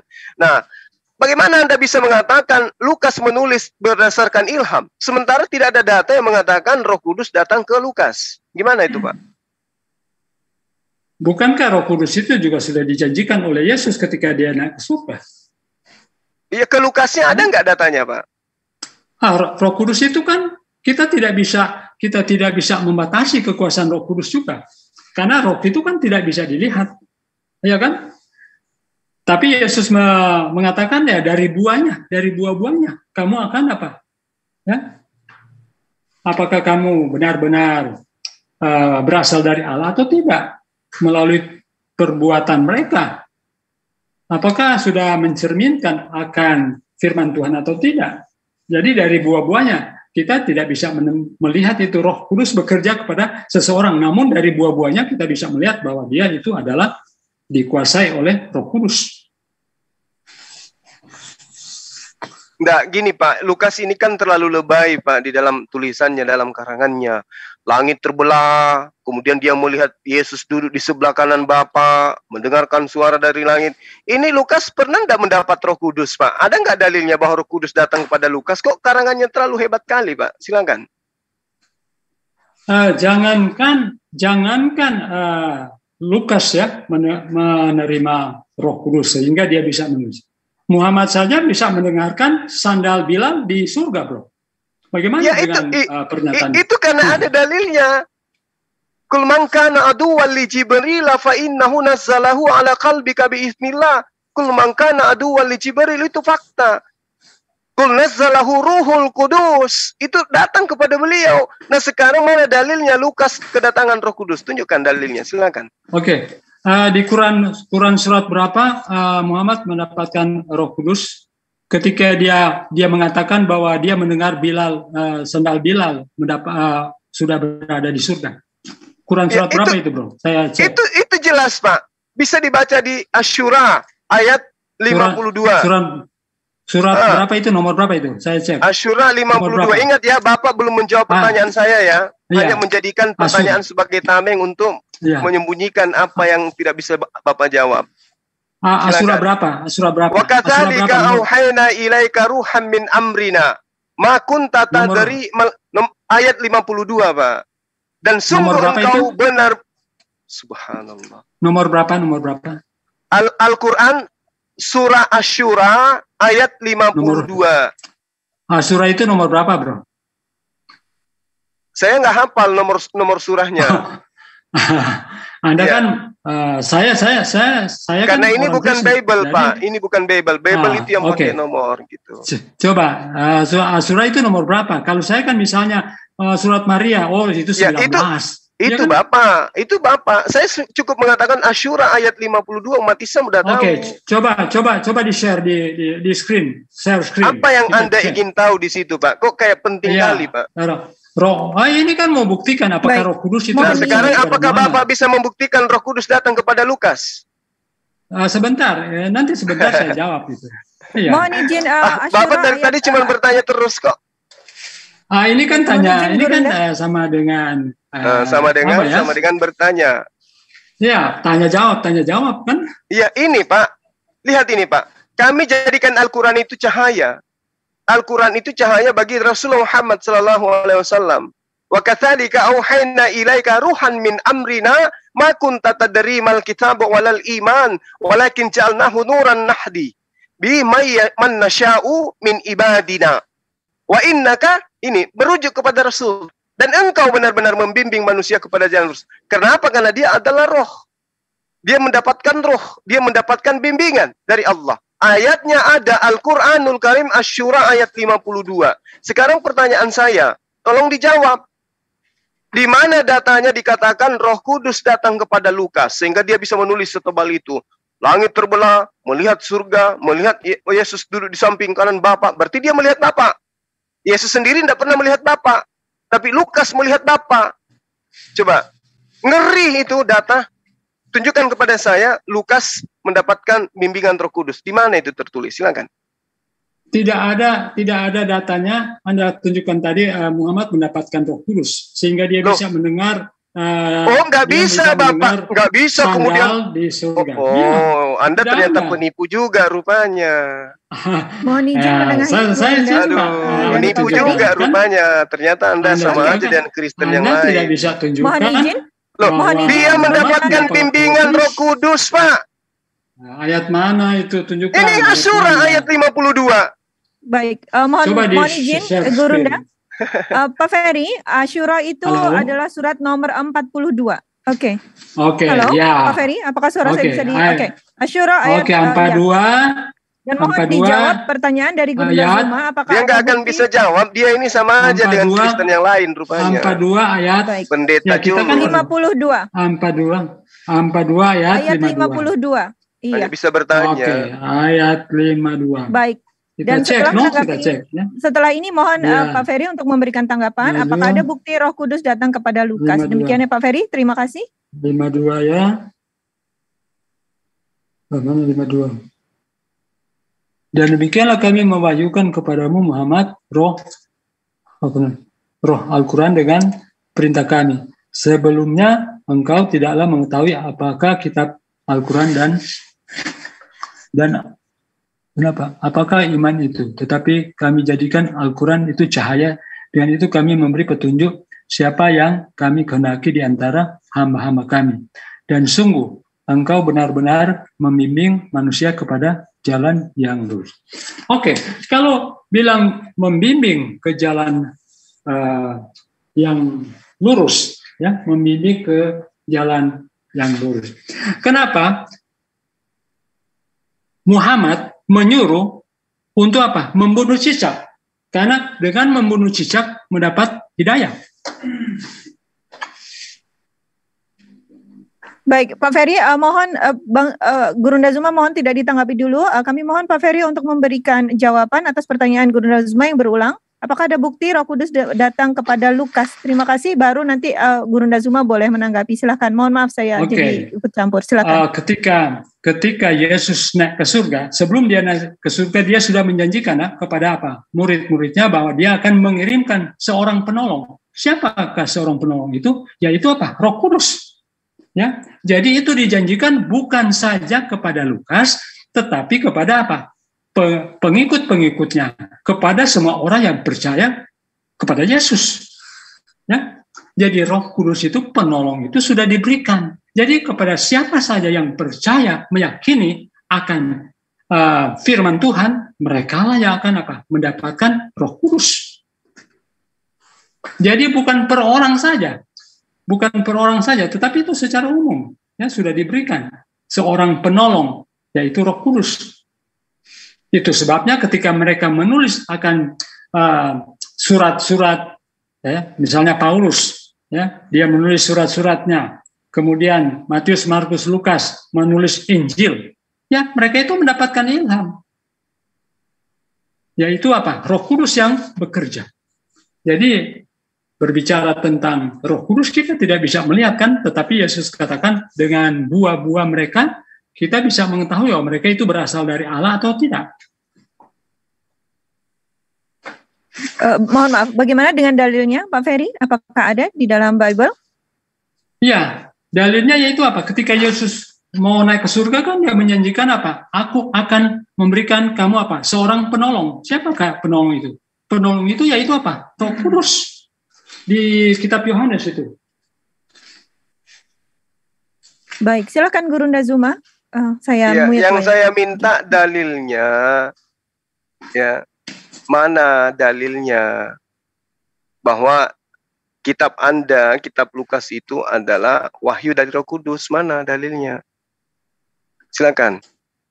Bukan wahyu. Jadi mereka itu mendapatkan tentunya Roh Kudus, kemudian apa? Mereka menulis apa yang mereka saksikan. Dalilnya, jadi, Pak? Ya, seperti yang saya katakan tadi, ketika Yesus mau naik ke surga kan dia menjanjikan kepada murid-muridnya apa? Dia akan mengirim penolong bagi mereka. Siapa penolong itu? Yaitu Roh Kudus. Nah, mana dalilnya bahwa Roh Kudus datang kepada Lukas? Ya, dengan apa? Apa yang dia bisa tulis itu tentunya. Jadi nggak ada dalilnya bahwa Roh Kudus datang ke Lukas, Pak. Ya, itu yang dalilnya itu di kitab Yohanes ketika dia janjikan seorang penolong. Itu kan janjinya. Ya, Roh Kudus yang tentunya bekerja kepada Lukas. Janjinya ke Lukas itu mana, Pak? Kalau ke muridnya, yes. Ke Lukasnya ada nggak? Lukas juga kan termasuk murid ke-70. Jadi termasuk bukan saja Lukas, tetapi kami juga orang Kristen menerima itu ketika kami percaya Jangan ke Roh Kudus Kristen kan dulu, itu Pak. bisa. Jangan Kristen dulu. Iya kan? Ya, bagi itu kan kepercayaan kami. Jadi tidak ada Jadi dalil, Roh Kudus Pak. itu dalilnya yaitu ketika Yesus mau naik ke surga, dia menjanjikan seorang penolong, yaitu Roh Kudus. Dan Roh Kudus itulah yang bekerja kepada para rasul, sehingga apa? Mereka bisa menuliskan apa? Kitab ataupun firman Tuhan di dalam Injil, ya, Injil Matius, Markus, Lukas, dan Yohanes. Termasuk juga para rasul, ya, Rasul Paulus, Petrus. Mereka juga bukan sekedar hanya menulis apa yang mereka pikirkan itu mereka tuliskan. Tentunya atas apa? Ilham Roh Kudus. Seperti juga yang tertulis dalam 2 Timotius 3:16, ya, segala tulisan yang diilhamkan Allah memang bermanfaat untuk mengajar, untuk menyatakan kesalahan, dan untuk mendidik orang dalam kebenaran. Firman-Mu adalah pelita bagi kakiku dan suluh bagi jalanku. Demikian. Ya, itu kalau ilham, Pak. Tapi kalau bukan ilham, kan tidak. Sementara Anda mengatakan tulisannya Lukas ilham itu hanya cocokologi Bapak aja. Mana dalilnya bahwa Roh Kudus datang kepada Lukas? Tidak ada kan dalilnya? Terus kenapa Anda mempercayai tulisannya? Oh, itu karena diilhamkan oleh Roh Kudus. Mana dalilnya? Yesus pernah berkata, akan datang Roh Kudus. Memang akan datang kepada muridnya. Siapa muridnya? Ya entah siapa. Kalau Anda mengatakan Lukas, mana dalilnya? Bahwa Lukas murid Yesus. Nggak ada juga. Hanya mengatakan dia bagian daripada 70 murid. Lalu mana ke-12 muridnya? Kenapa nggak nulis? Kenapa harus Lukas, Pak? Sementara kalau Anda melihat dalam Lukas 1, Lukas itu menulis berdasarkan hasil penyelidikan. Dia kayak wartawan. Katanya ilham, Pak. Katanya ilham. Kalau ilham itu apakah melakukan penyelidikan menurut Bapak? Kan ilham itu kan artinya bisikan dari langit. Terus kenapa dia melakukan penyelidikan? Silakan. Tidak semua rasul itu menulis surat. Tidak semua rasul menulis surat, ya. Ya, Lukas saja dulu, Pak. Lukas. Yang menulis surat, ya.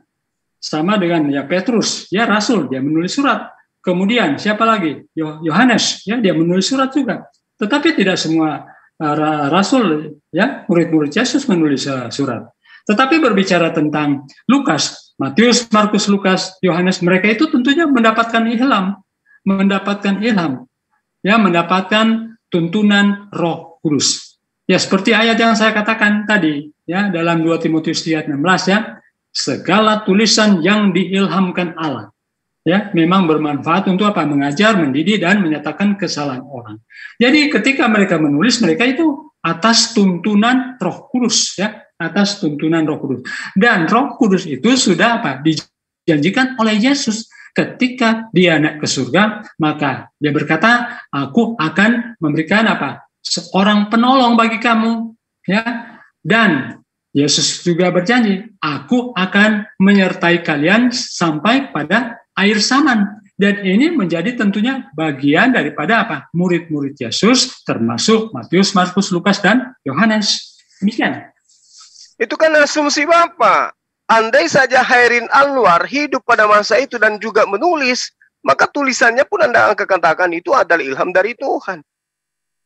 Karena kenapa? Ya tidak perlu ada pernyataan dalil bahwa Roh Kudus datang kepada Khairil Anwar. Yang penting dia menulis tentang Yesus dan lolos tulisannya pada saat konsili. Pada saat di kanon, tulisan mereka lolos, maka dianggap sebagai firman Tuhan. Sekarang Anda diminta, tunjukkan datanya. Lukas itu menerima bimbingan Roh Kudus. Anda nggak bisa tunjukkan. Cuman Anda, oh Yesus ketika dia terangkat akan datang Roh Kudus. Ternyata Roh Kudusnya hanya datang kepada Rasulullah Muhammad SAW. Mana buktinya? Kul man kana aduwwan li Jibril, kunassalahu ruhul kudus. Datangnya ke Rasulullah. Mana datanya bahwa dia datang kepada Lukas? Nggak ada. Makanya tulisannya itu nggak bisa ditunjukkan mana yang asli, mana yang ori, yang hanya terjemahan saja. Tulisan dari Indonesia. Entah itu tulisan Lukas kah atau bukan. Wallahu alam, tidak ada yang tahu.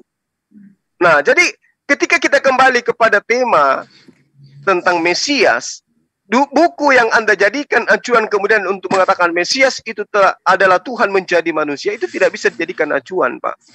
Kenapa? Karena tidak ada jaminan dari Yesus terhadap kitab Anda bahwa kitab Anda itu adalah firman Tuhan. Berbeda dengan kami.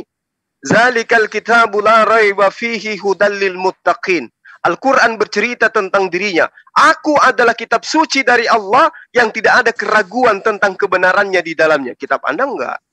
Bahkan Lukas pun tidak pernah mengatakan yang kutulis adalah firman Tuhan, yang kutulis adalah dari bimbingan malaikat, yang kutulis adalah dari Roh Kudus. Enggak ada, Pak. Lalu bagaimana Anda bisa mengimani buku yang kayak begini, yang enggak jelas begini? Silakan.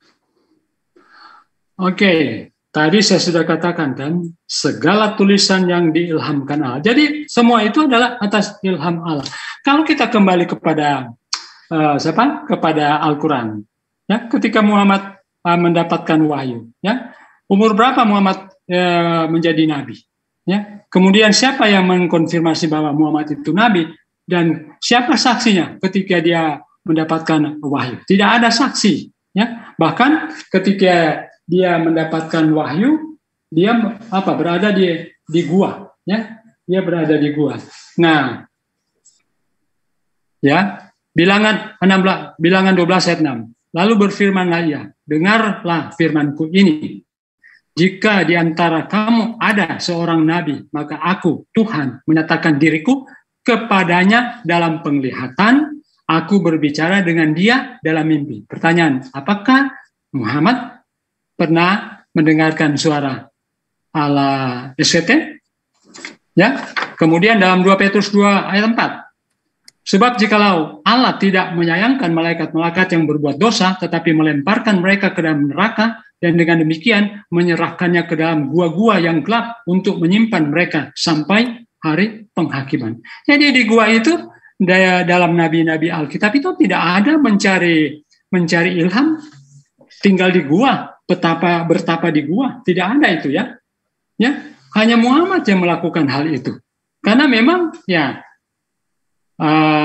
dalam Alkitab tidak tidak ada nabi yang meminta meminta ilham atau mendapatkan ilham berada di gua. Ya, satu-satunya ya Muhammad. Jadi ini masih diragukan juga.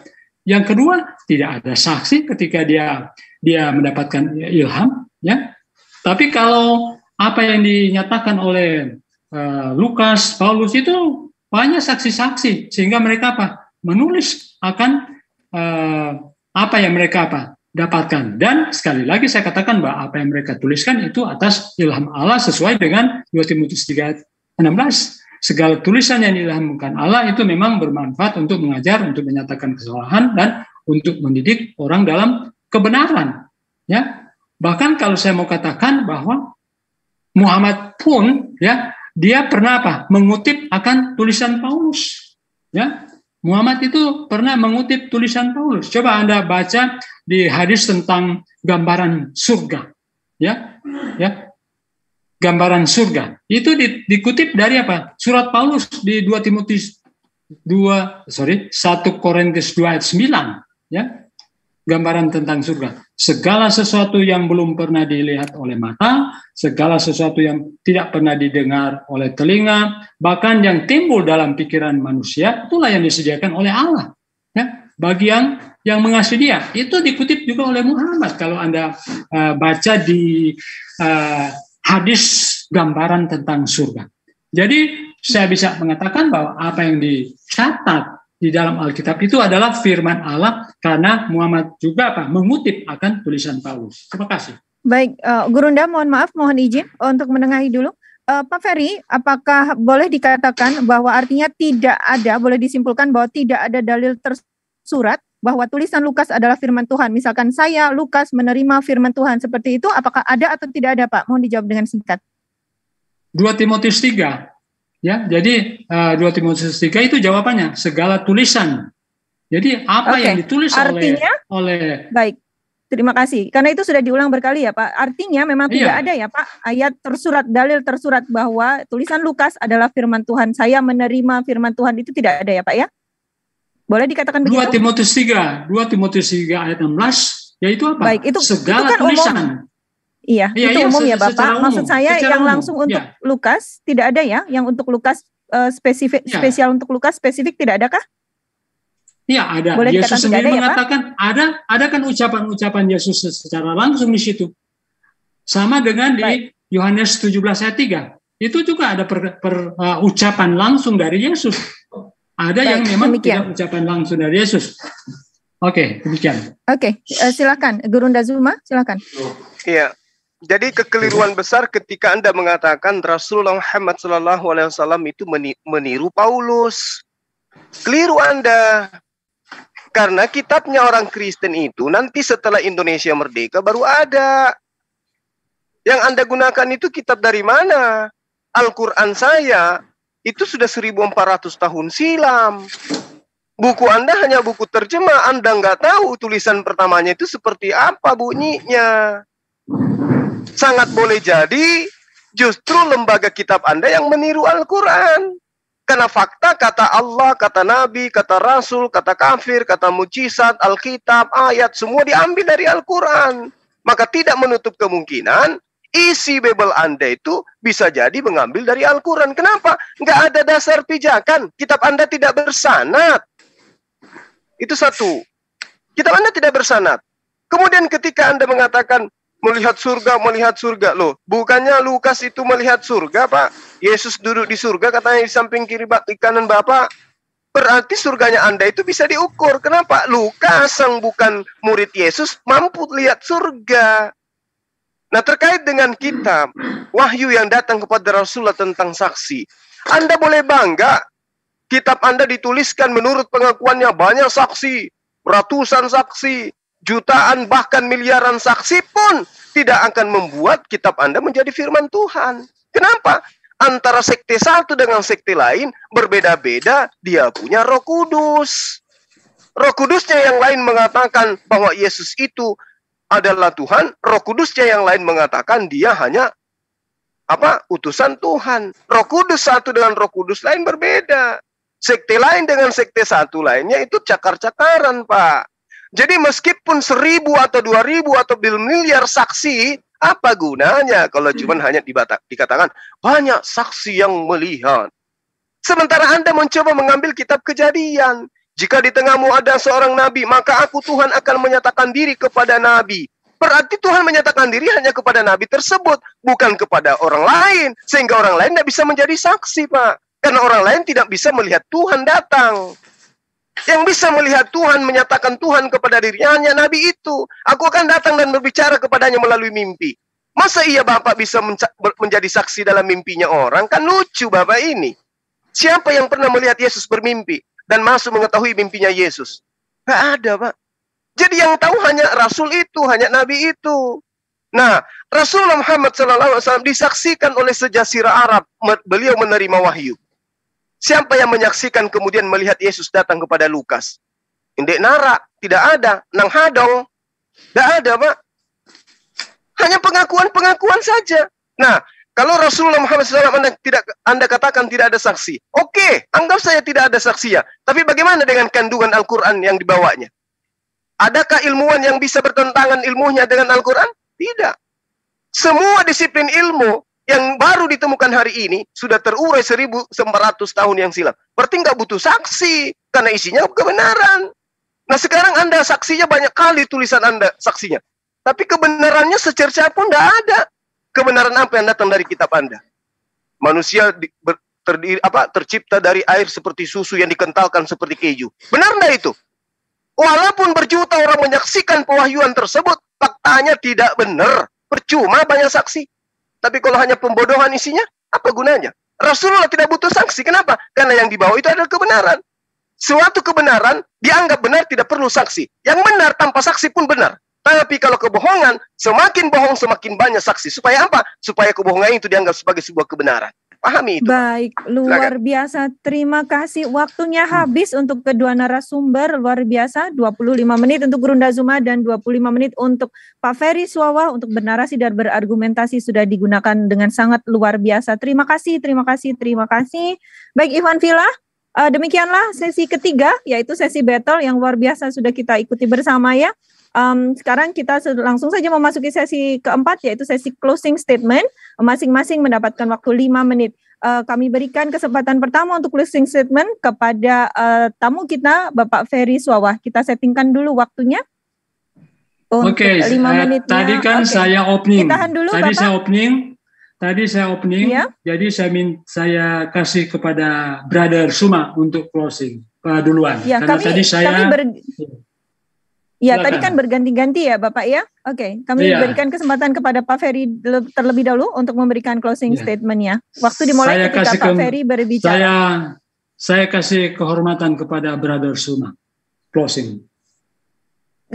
Ini kesempatannya untuk Pak Ferry, Pak, sesuai dengan apa yang tadi kan saya sudah. Iya, itu kan bergantian ya, Bapak. Iya, itu bergantian. Oke, baiklah kalau begitu. Gurunda berkenan untuk diberikan kesempatan dari Pak Ferry. Iya, biar saya nggak apa-apa. Oke, baik. Oke, Pak Ferry, Gurunda Zuma berkenan untuk diberikan kesempatan pertama. Kami berikan kesempatan 5 menitnya kepada Gurunda Zuma untuk memberikan closing statement-nya. Disilahkan. Iya, baik. Bismillahirrahmanirrahim. Saudara Ferry, Bang Ferry, saya minta maaf kalau ada kata-kata saya yang kurang berkenan pada dialog kita pada malam hari ini ya. Saya manusia biasa.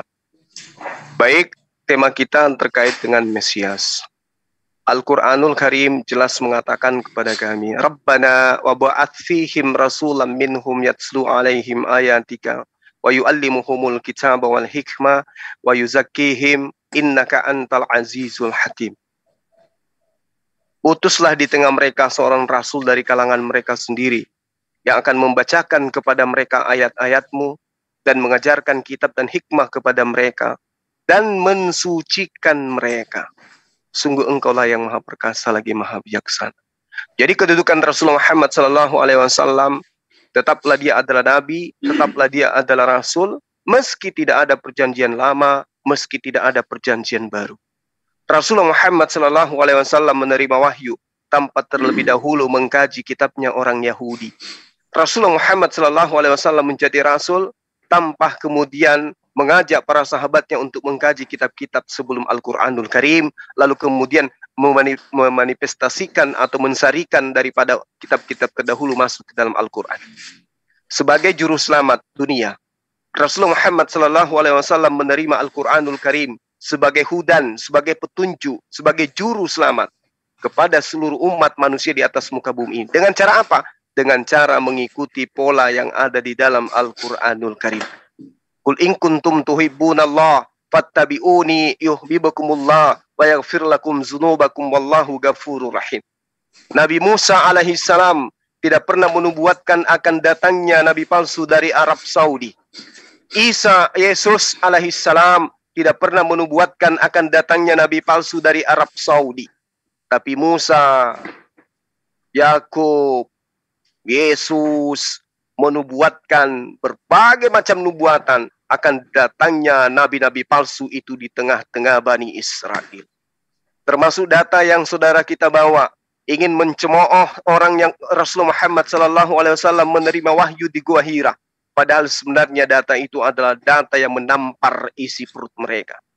2 Petrus 2 nomor 4 dia ngambil, tapi dia lupa di ayat di nomor pertama. Nomor pertama jelas menceritakan mereka lah penulis-penulis Bible. Mari kita buktikan. Sebagaimana nabi-nabi palsu dahulu tampil di tengah-tengah umat Allah. Umat Allah di sini adalah Bani Israel. Demikian pula di antara kamu, wahai murid-muridnya Yesus, akan ada guru-guru palsu. Jadi di antara guru-guru palsu, di antara murid-muridnya Yesus, ya ada guru-guru palsu. Jadi bukan di Bani Ismail. Bani Israel, di tengah-tengah mereka ada guru-guru palsu. Mereka akan memasukkan pengajaran-pengajaran sesat yang membinasakan. Bahkan mereka akan menyangkal penguasa yang telah menebus mereka. Siapa yang disangkal? Allah yang maha perkasa. Dia sangkal Musa. Dia sangkal nabi-nabi Allah. Dan mengangkat kemudian manusia, anaknya Maria menjadi Tuhan. Siapa mereka? Pengajar-pengajar palsu. Guru-guru palsu yang datang di tengah-tengah Bani Israel. Dengan jalan apa? Dengan jalan demikian segera mendatangkan kebinasaan atas mereka. Semua pengarang-pengarang guru-guru palsu itu mati mengenaskan satu persatu. Banyak orang yang akan mengikuti cara hidup mereka. Betul, Romawi Yunani bergeser sampai ke penjuru dunia mengikuti guru-guru palsu ini. Lalu kemudian mereka diikuti dengan hawa nafsu. Mereka mengatakan sesuatu hanya merupakan hawa nafsu. tidak berdasarkan firman. Siapa yang di mana dituliskan Roh Kudus itu datang kepada Lukas? Hanya hawa nafsu, tidak berdasarkan terhadap kebenaran. Dan karena keserakahan guru-guru palsu ini akan berusaha mencari untung dari kamu dengan cerita-cerita isapan jempol mereka. Mereka menceritakan Yesus adalah Mesias yang diceritakan di sini dan di sono. Ditanya, apakah Yesus pernah makan dadi? Oh, tidak ada dalilnya. Apakah Yesus Maria pernah didatangi malaikat bahwa engkau adalah ibu Tuhan? Tidak ada dalilnya. Inilah yang dinubuatkan di dalam 2 Petrus 2, 1 dan seterusnya. Jikalau Allah tidak menyayangkan malaikat-malaikat berbuat dosa, tetap melemparkan mereka ke dalam neraka. Dengan demikian menyerahkan ke dalam gua-gua yang gelap untuk menyimpan mereka pada sampai hari penghakiman. Gua yang gelap di sini maksudnya adalah ruangan yang gelap. Penjara tempat Paulus itu adalah ruangan yang gelap. Di sana dia mengatakan bertemu dengan Mesias. Siapakah dia? Kata Yesus, jika ada yang mengatakan di bilik bahwa ada Mesias, jangan kau dengarkan dia, jangan kau percaya dia. Rasulullah Yesus tidak pernah sedikit pun menyentuh tentang adanya penyesat dari tanah Arab. Tapi penyesat dari Bani Israel, Yesus berulang katakan itu. Siapa mereka? Tentu adalah orang-orang yang mereka anggap sebagai rasul. Demikian. Baik, luar biasa. Terima kasih, tepat sekali waktunya habis. Terima kasih Gurunda Zuma atas closing statement-nya. Baik, sekarang kita berikan waktu 5 menit kepada Bapak Ferry Sowa untuk memberikan closing statement-nya. Disilakan Bapak. Oke, terima kasih. Pertama-tama terima kasih kepada Brother Suma yang sudah meluangkan waktu untuk kita diskusi pada malam ini. Dan kedua, terima kasih untuk host ya yang sudah menjadi host yang baik. Dan yang ketiga, Pak Muhammad Ilyas ya yang sudah menghubungi saya untuk diskusi pada malam ini. Oke, saya tidak menemukan ya dalam Al-Quran ataupun dalam Alkitab Muhammad bisa menjamin kehidupan yang kekal. Atau dengan kata lain, siapakah Mesias atau Juru Selamat itu? Ya, tidak. Bahkan saya menemukan di Al-Quran dan hadis Anda yang mengatakan, Quran surat 46 ayat 9, katakanlah Muhammad, aku bukanlah Rasul yang pertama di antara Rasul-Rasul, dan aku tidak tahu apa yang akan diperbuat terhadapku dan terhadapmu. Jadi Muhammad saya tidak yakin apa yang akan diperbuat oleh Allah. Kalau dia adalah juru selamat kan pastilah dia akan katakan ya, akulah jalan kebenaran dan hidup. Tak seorang pun datang kepada Allah SWT kecuali melalui aku. Tetapi itulah ucapan Yesus. Ya, akulah jalan kebenaran dan hidup. Tak seorang pun datang kepada Bapa kecuali melalui aku. Kemudian di hadis Muslim 166, Fatimah beramal banyak karena aku tidak dapat menyelamatkan kamu. Di sini Muhammad mengatakan beramal banyak. Tetapi di HR Muslim nomor 2817 dikatakan tidak ada amalan seorang pun yang bisa memasukkan ke dalam surga dan menyelamatkan dari neraka kecuali rahmat Allah. Siapa rahmat itu? Quran surat 19 ayat 1. Isa Al-Masih adalah suatu tanda bagi manusia dan sebagai rahmat dari kami, dari Allah. Dengan demikian, yang patut menjadi Mesias Juru Selamat adalah Yesus sendiri. Lukas 20 ayat 20. Namun demikian, janganlah bersukacita karena roh-roh itu takluk kepada kamu, tetapi bersukacitalah karena namamu ada terdaftar di surga. Matius 5 ayat 10, berbahagialah orang yang dianiaya oleh sebab kebenaran, karena mereka lah yang mempunyai kerajaan surga. Rasul-rasul, Petrus, Yohanes, siapa lagi? Paulus, mereka itu menghadapi penganiayaan besar. Tetapi Yesus katakan apa? Berbahagia mereka. Kenapa? Oleh karena kebenaran Yesus. Karena mereka lah yang mempunyai kerajaan surga. Ini jaminan Yesus. Kemudian Markus 16 ayat 16. Siapa yang percaya dan dibaptis akan diselamatkan. Tetapi siapa yang tidak percaya akan dihukum. Yohanes 3 ayat 16. Karena begitu besar kasih Allah akan dunia ini, sehingga ia telah mengaruniakan anaknya yang tunggal, supaya setiap orang yang percaya kepadanya tidak binasa, melainkan beroleh hidup yang kekal. Filipi 3 ayat 20. Karena kewargaan kita di dalam sorga Dan dari situ juga kita menantikan.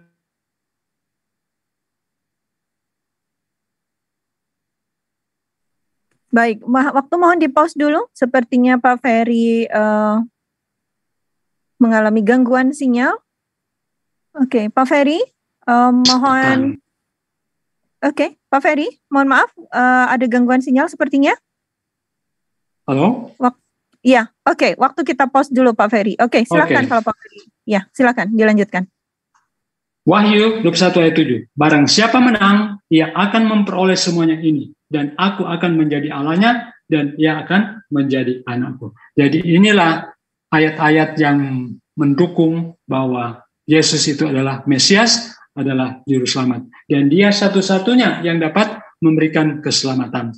Jadi 6 hal yang Anda mau katakan itu yang bisa menjamin keselamatan, tidak rupanya. Karena HR Muslim nomor 2817 dikatakan tidak ada amalan seorang pun yang bisa memasukkan ke dalam surga dan menyelamatkan dari neraka kecuali rahmat Allah. Siapakah rahmat Allah itu? Quran surah 19:1. Isa Al-Masih adalah suatu tanda bagi manusia dan sebagai rahmat dari kami. Sekian, kalau ada salah kata ataupun menyinggung, saya minta maaf. Ya, sekian dan God bless you all. Baik, terima kasih Pak Ferry atas closing statement-nya. Oke, Ivan Villa, demikian closing statement dari kedua narasumber. Meskipun tadi ya sebenarnya kami mohon Pak Ferry untuk closing statement terlebih dahulu, tapi kemudian Bang Zuma juga akhirnya berkenan untuk memberikan closing statement terlebih dahulu atas permintaan Pak Ferry. Terima kasih Bang Zuma atas kesediaannya. Baik Ivan Villa, demikianlah sesi 4 sesi sudah kita lalui bersama sampai di sesi closing statement, dan sekarang sesuai dengan kesepakatan tadi bahwa kedua narasumber berkenan untuk membuka kesempatan bagi partisipan yang ada di Zoom MMCI Makassar Mualaf Center Indonesia untuk mengajukan pertanyaan kepada kedua narasumber. Baik, di sini sudah ada 2 yang raise hand, sudah ada 3. Mohon maaf. Oke. 2 orang dari Muslim dan 1 orang dari kekristenan. Baik, kami berikan kesempatan pertama kepada Ukhti Josel, kita ladies first ya untuk penghormatan. Ukhti Josel, silakan speak up please. Bisa dibuka. Oke, silakan Ukhti. Waktu 2 menit ya untuk bertanya. Kita settingkan dulu waktunya. Mohon maaf, Bang Ilyas. Kita berikan setting waktu 2 menit dulu. Untuk Ukhti Josel mengajukan pertanyaan kepada Pak Ferry Suwawa. Waktu dimulai ketika Ukhti Josel berbicara. Silakan. Oke, terima kasih. Saya ingin bertanya. Mesias itu adalah bahasa Ibrani yang artinya diurapi. Nah, Mesias ini yang saya tanyakan, di situ ada banyak hal yang tentang tadi Mesias ini adalah seorang Mesias yang mereka meyakini bahwa mereka akan keluar dari penindasan kekaisaran Roma. Berarti sang Mesias ini adalah selamat. Betul yang diyakini Bapak Ferry, apakah sang Mesias ini juru selamat gitu? Ketika sang Mesias ini selamat dan kemudian yang disebut sebagai Mesias itu adalah Yesus, menyelamatkan umat-umat Yahudi. Tetapi di situ kalau di Ibrani berarti di situ adalah Bani Israel ya, yang juru selamat untuk Bani Israel, untuk domba-domba yang hilang. Nah, kenapa bisa sang Mesias ini selamat yang dari penindasan untuk menyelamatkan rakyat Israel dari penindasan Roma? Nah, kenapa ini bisa dijadikan Tuhan yang sebenarnya di dalam bahasa apapun ya tidak ada yang menyebut, di bahasa aslinya juga tidak menyebut bahwa Yesus ini Tuhan. Yesus ini adalah Tuhan ya, sebenarnya adalah Tuhan, Guru, dan juga Nabi. Kenapa bisa disebut Yesus ini adalah Tuhan? Yang notabene arti dari kata Mesias itu adalah diurapi. Kenapa bisa dituhankan? Nah itu loh, masalahnya mungkin bisa dijawab apa alasan Yesus ini dijadikan Tuhan untuk saudara Kristen. Silakan, karena ambigu. Ketuhanan Kristen ini beda-beda. Ada yang bilang YHWH. Pokoknya banyaklah Tuhannya. Yang benar itu Tuhannya orang Kristen itu siapa? Oke, silakan. Baik, luar biasa. Terima kasih waktunya Ukti Josel, 2 menit tepat sekali dihabiskan. Kemudian kami berikan kesempatan 5 menit untuk Bapak Ferry untuk memberikan jawaban. Waktu dimulai ketika Pak Ferry berbicara, silakan. Oke. Yesus itu sebagai Tuhan memang sudah tercatat dalam Alkitab kan. Jadi dia sebagai Mesias penyelamat, dia juga sebagai Tuhan seperti yang tercatat di dalam Lukas pasal 2 ya ayat 10 dan 11. Lalu kata malaikat itu kepada mereka, jangan takut sebab sesungguhnya aku memberitakan kepadamu kesukaan besar untuk seluruh bangsa. Hari ini telah lahir bagimu juru selamat, yaitu Kristus Tuhan di kota Daud. Jadi ayat Alkitab mengatakan ya bahwa Yesus itu adalah Tuhan. Kemudian bukan cuma ini saja yang mengatakan Yesus Tuhan.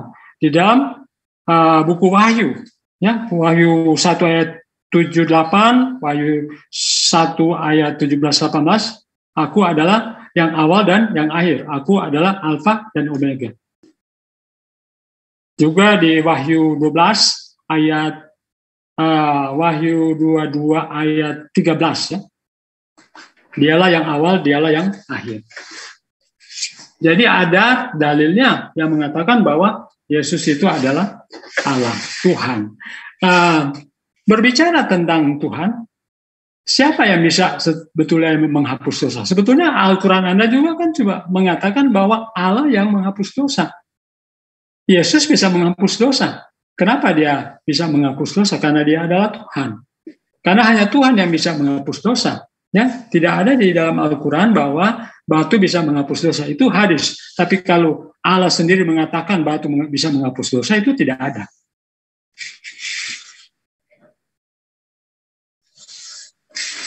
Dicukupkan saja.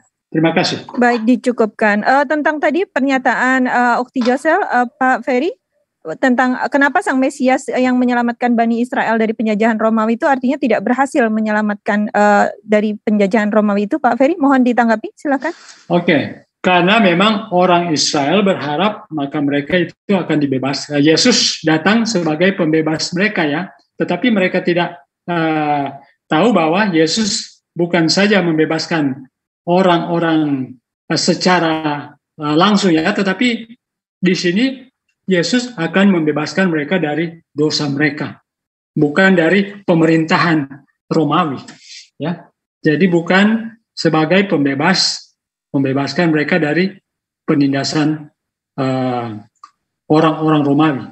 Tetapi Yesus datang ke dunia ini adalah untuk apa? Membebaskan mereka dari dosa, ya.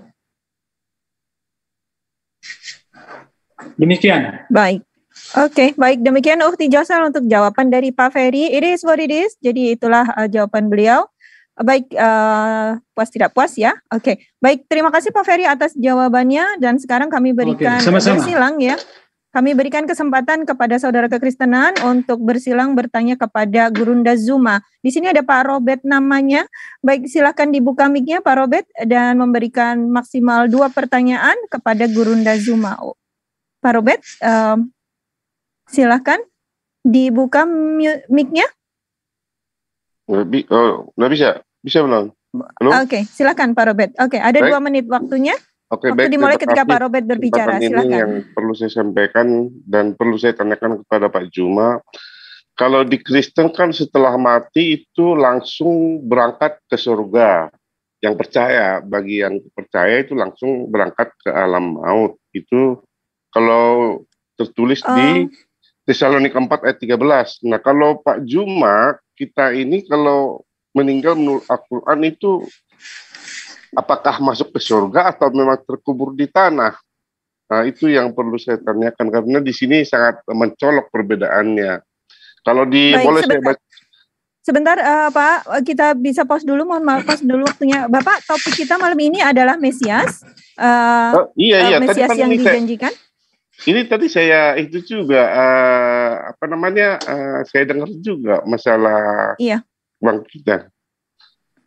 Mungkin itu hanya sekilas ya Bapak, tapi mungkin bisa mohon maaf pertanyaannya diarahkan kepada Mesias yang dijanjikan itu. Mohon maaf Bapak. Oh iya, makanya saya kalau masalah Al-Quran agak tahu, hanya tadi tersimpang di situ aja tadi, kan masuk ke surga, kan itu tadi banyak. Sementara kalau kami setelah meninggal langsung masuk ke surga. Kalau di Muslim bagaimana itu maksudku? Oke, ini sebenarnya out of topic ya Bapak ya, karena kita fokusnya ke Mesias. Ya tadi saya fokus ke situ. Oke, karena Gurunda Zuma berkenan, mungkin pertanyaan kedua mungkin yang bisa menggelitik tentang Mesias yang dijanjikan ini. Silakan Bapak. Kalau masalah sangat kami harapkan pertanyaannya. Silakan. Hanya ini aja, kalau biar bagaimanapun Alkitab kita beda dengan kitab Al-Quran, kalau cocok-cocokan nggak bakalan pernah nyambung, itu aja sih. Cuman kalau dari segi Alkitab ya memang itu tulis. Itu aja Mbak, yang paling penting masalah ini dulu yang masuk surga itu. Makasih. Baik, oke. Baik, terima kasih Pak Robert atas pertanyaannya. Kami berikan 5 menit kepada Gurunda Zuma. Silakan Gurunda. Iya, baik. Jadi kalau di Islam itu Pak, terkait dengan Al-Quranul Karim, ketika umat Islam itu sudah meninggal dunia, ada yang disebut alam barzah. Alam barzah itu adalah alam penantian. Alam penantian untuk kemudian manusia dibangkitkan untuk dihakimi. Jadi tidak ada yang masuk surga, tidak ada yang masuk neraka sebelum dihakimi. Al-Quran menerangkan di dalam surah Al-Mu'minun misalnya di ayat 100, di situ diterangkan agar aku berbuat amal yang saleh terhadap yang telah aku tinggalkan. Sekali-kali tidak, sesungguhnya itu adalah perkataan yang diucapkannya saja. Dan di hadapan mereka ada dinding sampai hari mereka dibangkitkan. Jadi ada dinding Pak di dalam Al-Quran itu. Ada dinding yang membatasi antara alam kehidupan manusia, bumi, dan juga alam kehidupan manusia di akhirat. Jadi dia berada di tengah-tengah. Itu yang ada di dalam Al-Quranul Karim. Ada yang disebut alam barzah, alam kubur, alam penantian, alam yang berada di tengah. Fase di mana manusia berada antara dunia dan akhirat. Nah, tapi kalau Anda mengatakan di Kristen itu langsung ke surga, enak di Bapak, tapi itu hanya hayalan. Itu hayalan Bapak, itu yang Anda harapkan.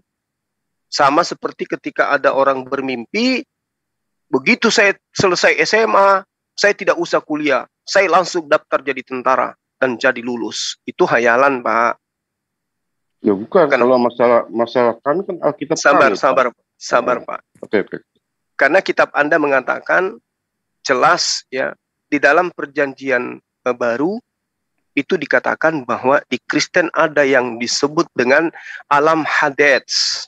Matius 11 nomor 27, Matius 16 nomor 16, dan banyak data di dalam kitab Anda yang menceritakan bahwa orang mati itu masuk ke alam maut dulu, Pak. Hades namanya di dalam perjanjian lama baru. Kalau di dalam perjanjian lama namanya Sheol. Tempat orang berkumpul, orang-orang mati atau dunia orang mati. Kalau Alkitab bagian kami lah Pak, yang Al-Quran aja. Kalau Alkitab bagian enggak, supaya Anda itu tidak menghayal terlalu jauh. Anda kan mengatakan tadi kami di Kristen begitu mati langsung surga. Loh, saya katakan ada. Lah, dalilnya ada alam mati Pak, ada alam maut namanya Sheol Pak dalam perjanjian lama. Alam maut itu Pak yang enggak terpilih. Ya iya, Anda akan berada di alam maut. Mohon maaf untuk Pak Robert, ini bukan sesi TikTok, tidak untuk menyanggah ya.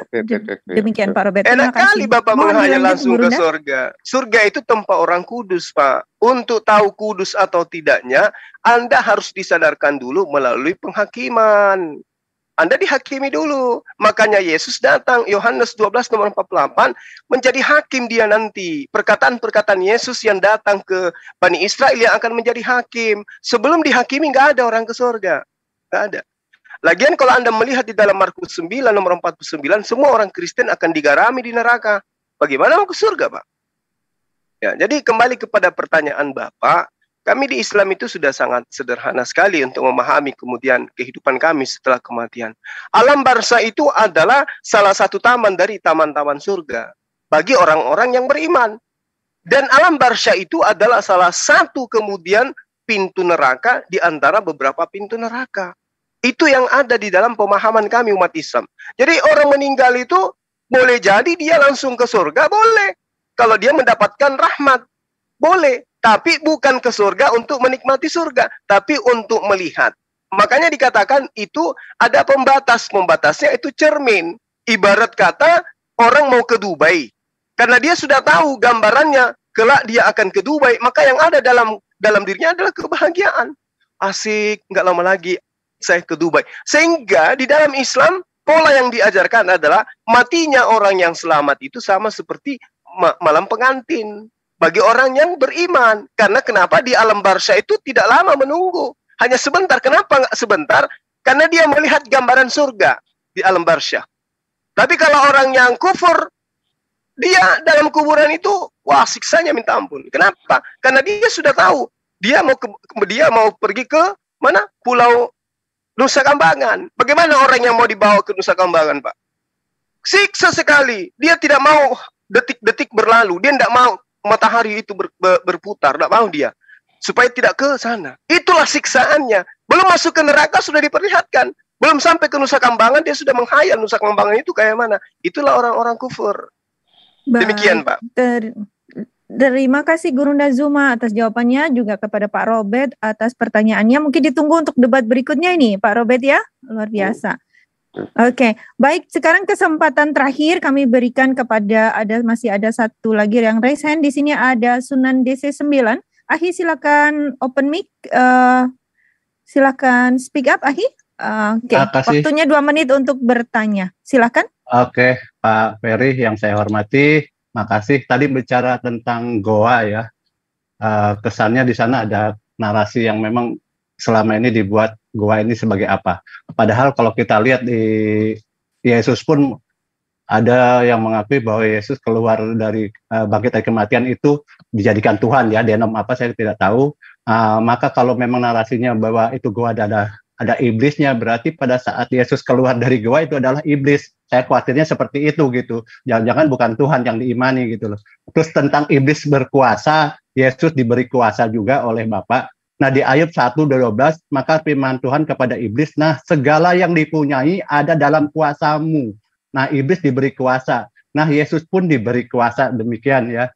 Jadi keberadaan iblis dengan Yesus ini setara menurut saya itu sama-sama diberi kuasa oleh Bapa itu sendiri. Kemudian tentang kesempurnaan iblis nih ya, kesempurnaan Yesus dengan Allah itu sendiri. Di Matius 5:48, karena itu haruslah kamu sempurna sama seperti Bapamu yang di sorga adalah sempurna. Kalau Bapa adalah Yesus itu sendiri, berarti Bapa dan Yesus adalah punya kesempurnaan. Sekarang mengenai Yeskiel 28:12. Ternyata di Raja Tirus pun mendapat kesempurnaan. Nah, di Raja Tirus ini adalah iblis itu sendiri gitu loh. Kesempurnaannya itu dari Bapa. Hai anak manusia, ucapkanlah suatu ratapan mengenai Raja Tirus dan katakanlah kepadamu, beginilah firman Tuhan Allah, gambar dari kesempurnaan engkau. Ini ditujukan kepada Raja Tirus. Karena Raja Tirus adalah rajanya iblis. Dengan demikian, apakah Bapa atau Yesus itu setara dengan iblis, keberadaannya sama-sama sempurna? Demikian mohon penjelasan. Terima kasih. Baik, terima kasih untuk Ahi Sunan. Oke, Pak Ferry ada 5 menit untuk memberikan jawaban. Waktu dimulai ketika kita settingkan dulu waktunya. Oke, waktu dimulai ketika Pak Ferry berbicara. Silakan. Monitor, Pak Ferry. Pak Ferry. Oke, saya minta untuk unmute. Pak Ferry, monitor. Ya, halo. Iya. Ya. Apakah disimak tadi pertanyaannya? Iya, terdengar Pak Ferry? Disimak. Ya. Baik, luar biasa. Silakan 5 menitnya Pak Ferry. Oke. Ya, silakan. Jadi pastilah antara iblis dan Yesus tidak setara ya. Karena iblis itu apa? Tidak berkuasa. Sedangkan Yesus berkuasa. Iblis tidak bisa berbuat apa ya? Contoh, menghidupkan orang mati. Iblis tidak bisa apa? membuat mata buta menjadi bisa melihat. Ya, apalagi iblis nggak mungkinlah menghapus dosa ya. Kalau Yesus bisa menghapus dosa, Yesus bisa membangkitkan orang pada akhir zaman. Jadi Yesus malah akan apa? Akan diadili. Iblis bahkan akan apa? Diadili. Dan tempatnya iblis apa? Di neraka. Sedangkan Yesus terkemuka di dunia dan akhirat. Bapak salah Pak, iblis berkuasa juga Pak. Bapak baca di ayat berkuasa. Ya, betul. Ayat Ayub 1:12. Iya betul. Baik. Saya tahu. Berarti berkuasa Pak ya.